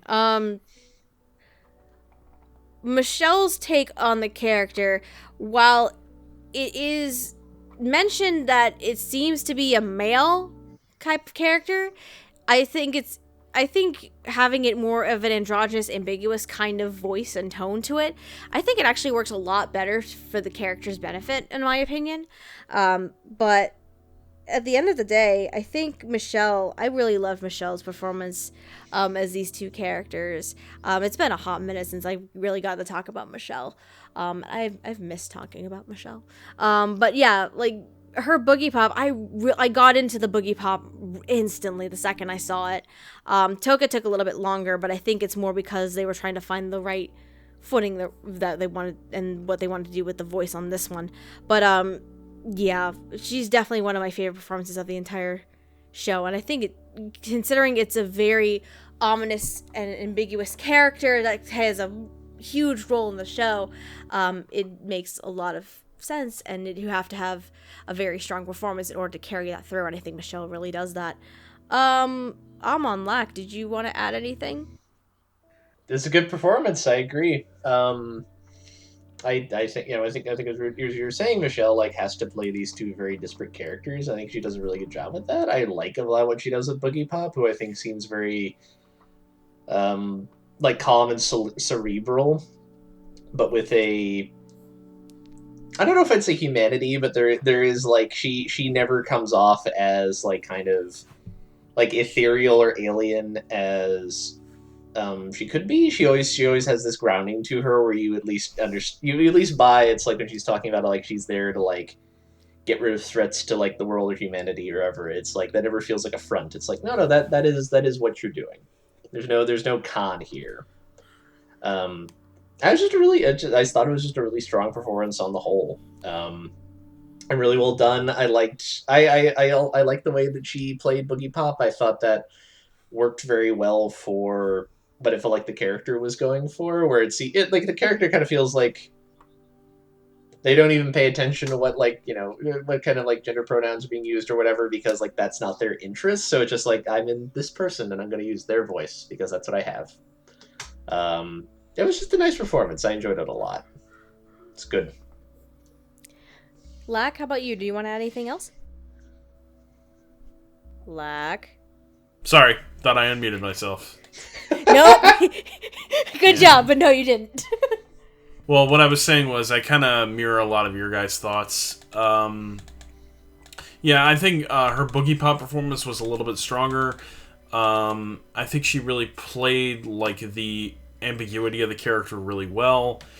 Toka we didn't really see as much, so I don't think she got to play with the character so much. The most I remember Toka was in Boogiepop at Dawn when she's when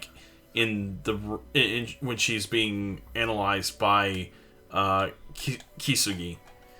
That's the best I remember of seeing Toka so much. But I thought as Boogiepop, I think she did a fantastic job. I think she brought the mystery of the character that was needed, and yeah, thumbs up. Okay. All right. Are there any more thoughts about Toka / Boogiepop or do we want to move on to final thoughts? Cool, moving on. Mm-hmm. Think we pretty much covered it, huh? Then all right, so we'll move on to final thoughts. So I'm gonna start as I die. I'm gonna start with Lac. What are your final thoughts on the English dub of Boogiepop and Others? As I said at the beginning of the episode, I think, I guess my major problem is just the fact that some of these teenagers sound like, are talking like full-grown adults, and sometimes that can kind of bug me. But at the same time, I get that was more a thing of the Japanese that, the English dub was just trying to mimic, and I understand that considering dialogue and characterization, it's kind of important to have the characters like that.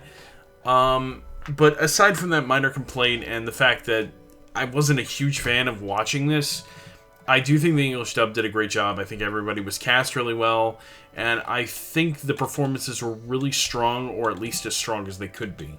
So...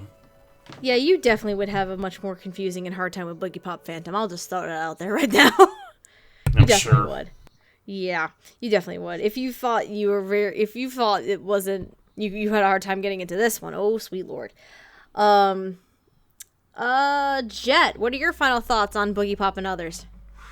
Okay, so Boogiepop is a strange show, but I ended up really digging it.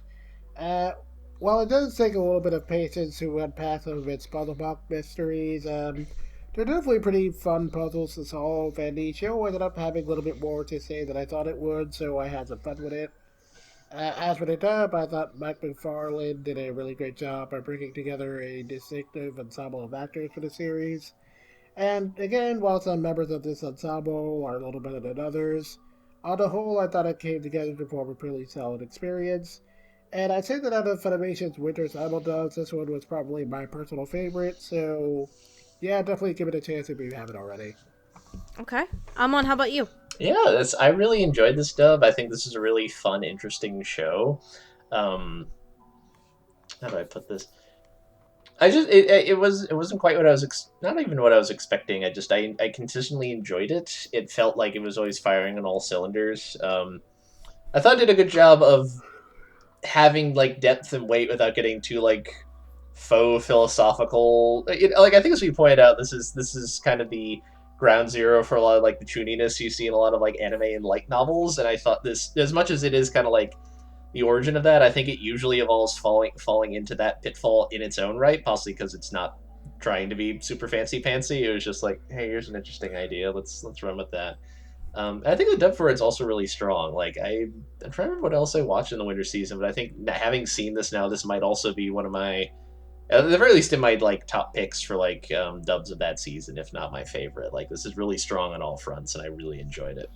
Also, the music's great. Music is fantastic. It's real. I think. Yeah, it actually is. Like the opening. Oh yeah, like the opening is definitely like my favorite opening. The opening is amazing. MYTH&ROID is fantastic. There was not an episode I watched where I skipped the ending or the opening. They were just, and the score is also really good. I was listening to a little bit of it at work earlier this week in preparation for this episode, and just good stuff. Yeah, I'm actually trying to see what are the chances that the music is done by the same person, because a lot of the music composition is exactly the same. Hinako Minora? Maybe not. Damn. Because I think like a lot of the music, the soundtrack is. I know it's been a hot minute since I watched Boogiepop Phantom, but I think it's the same as the original. Just a smidge more modernized. I'd have to actually listen to both soundtracks and compare the two, but I think I recognize a couple of tracks that are actually really, really similar. So it's very interesting that they really kind of stuck true to that as well. Thank you, Madhouse, who made both of these shows. Thank you, guys. But yeah, my final thoughts on the show. It's a very, very solid dub for sure. The show, I like the show too. It's very interesting, kind of just going back and revisiting Boogiepop in general. Because I watched Boogiepop Phantom 5-6 years ago now. and I own the show too, so I've been wanting to revisit it, and this is an interesting way to do so. The dub is really strong. It sounds as natural as it's gonna be given the material. Again, this is like late 90s written stuff. So it's not gonna be that modern. But the dub doesn't take too many risks or liberties, which I can really appreciate, because the second you start fiddling with it, it's gonna possibly fall flat on its face. You'd be taking a huge risk. I really love the casting choices in this. They got a lot of strong performances from a majority of it from new or underutilized actors, really. Because I think this is the first time I'm seeing like Chris Ramirez working with Mike McFarland, Michelle Rojas really working with Mike McFarland, probably Matt Shipman as well to an extent. So it's very interesting seeing these individuals pop up in this show, and many more. But yeah, it's definitely one of the stronger dubs for me as well from the winter season. I think second for me because I really loved My Roommate is a Cat. My Roommate is a Cat, I think, is my favorite from the winter season, honestly. But this is a really strong and solid one as well. If you are interested in seeing the English dub for Boogiepop and Others, you can do so through Funimation now. They are streaming, I believe they have both the Japanese and the English, I believe. Or does Crunchyroll have the Japanese? No, the Japanese. I think Crunchyroll had it. I think. No, I think Crunchyroll had the Japanese and Funimation had the dub. I think that. Yeah, I'm pretty sure that was one of the ones they ended up splitting. So. Yeah, it's gotten very weird since the partnership ended. It's gotten awkward for now. Don't you love it? Don't you love when contractual agreements last longer than the contract? Yeah. But yeah, you can watch the English dub for Boogiepop and Others on Funimation now. They have a monthly subscription service that you can sign up for if you are interested. The 14-day free trial where you can try out for their services. But please note, as usual, if you do the free trial, they will ask for credit card information. And if you do not wish to keep the trial, you will need to cancel the subscription. If it is in fact true that Crunchyroll has the Japanese, you can watch the Japanese. And they have a premium subscription service as well. However, in the case of Boogiepop and Others, you're not required to have it in order to watch the entire show. If you are interested in seeing Boogiepop Phantom, the original series from 2000, it is actually licensed by Right Stuff International or Nozomi Entertainment, and they have that series on DVD. I don't believe it is currently streaming anywhere. But you can get the I mean, you can get it for pretty cheap. Yeah, you can get it for pretty cheap. It's usually about like $10-15. It's not hard to get. Yeah, and it's one of the like 4 episodes a disc kind of thing. There's 4 DVD sets. I should know because I have the damn thing. It is on my shelf. I'm staring at it now. If you're interested in catching anything else that we at the Dub Talk podcast do, the best place to do so is obviously you're here watching this episode now, so why don't you subscribe while you're over here. You can also follow us on various social medias, Twitter, Instagram, Twitch, all at Dub Talk podcast. And everybody should plug themselves. 3, 2, 1, go. I'm Jet. You can find me on Twitter at DivineDega or Jet0Infinity, where I will usually be talking about anime or cartoons or what have you.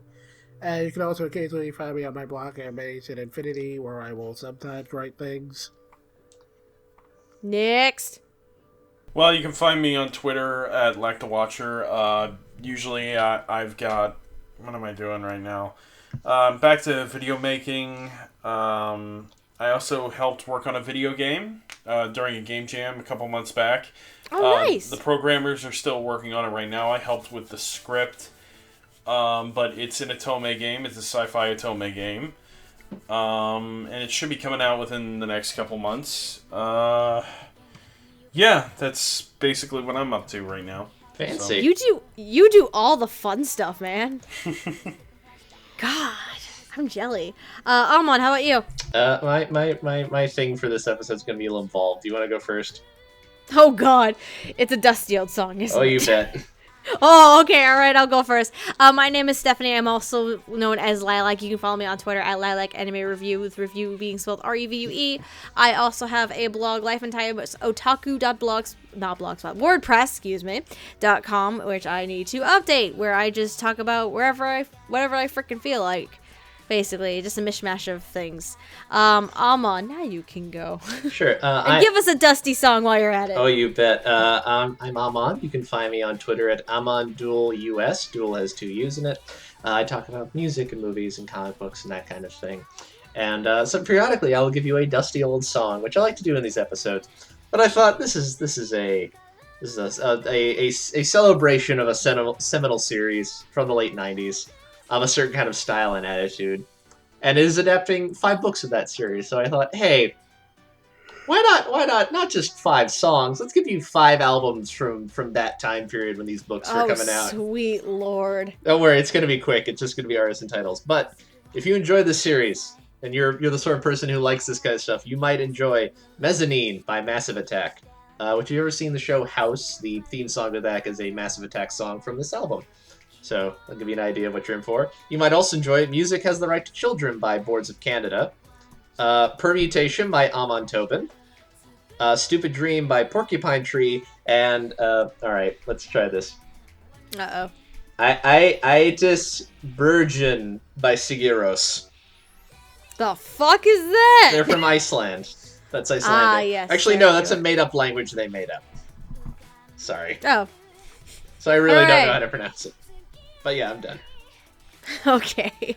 I think that's it for us at this point tonight. So thank you guys so much for joining us. I hope you enjoyed the episode. And until next time, I guess, otaku on, my friends. Bye, everybody. Good night. Good night, nerds.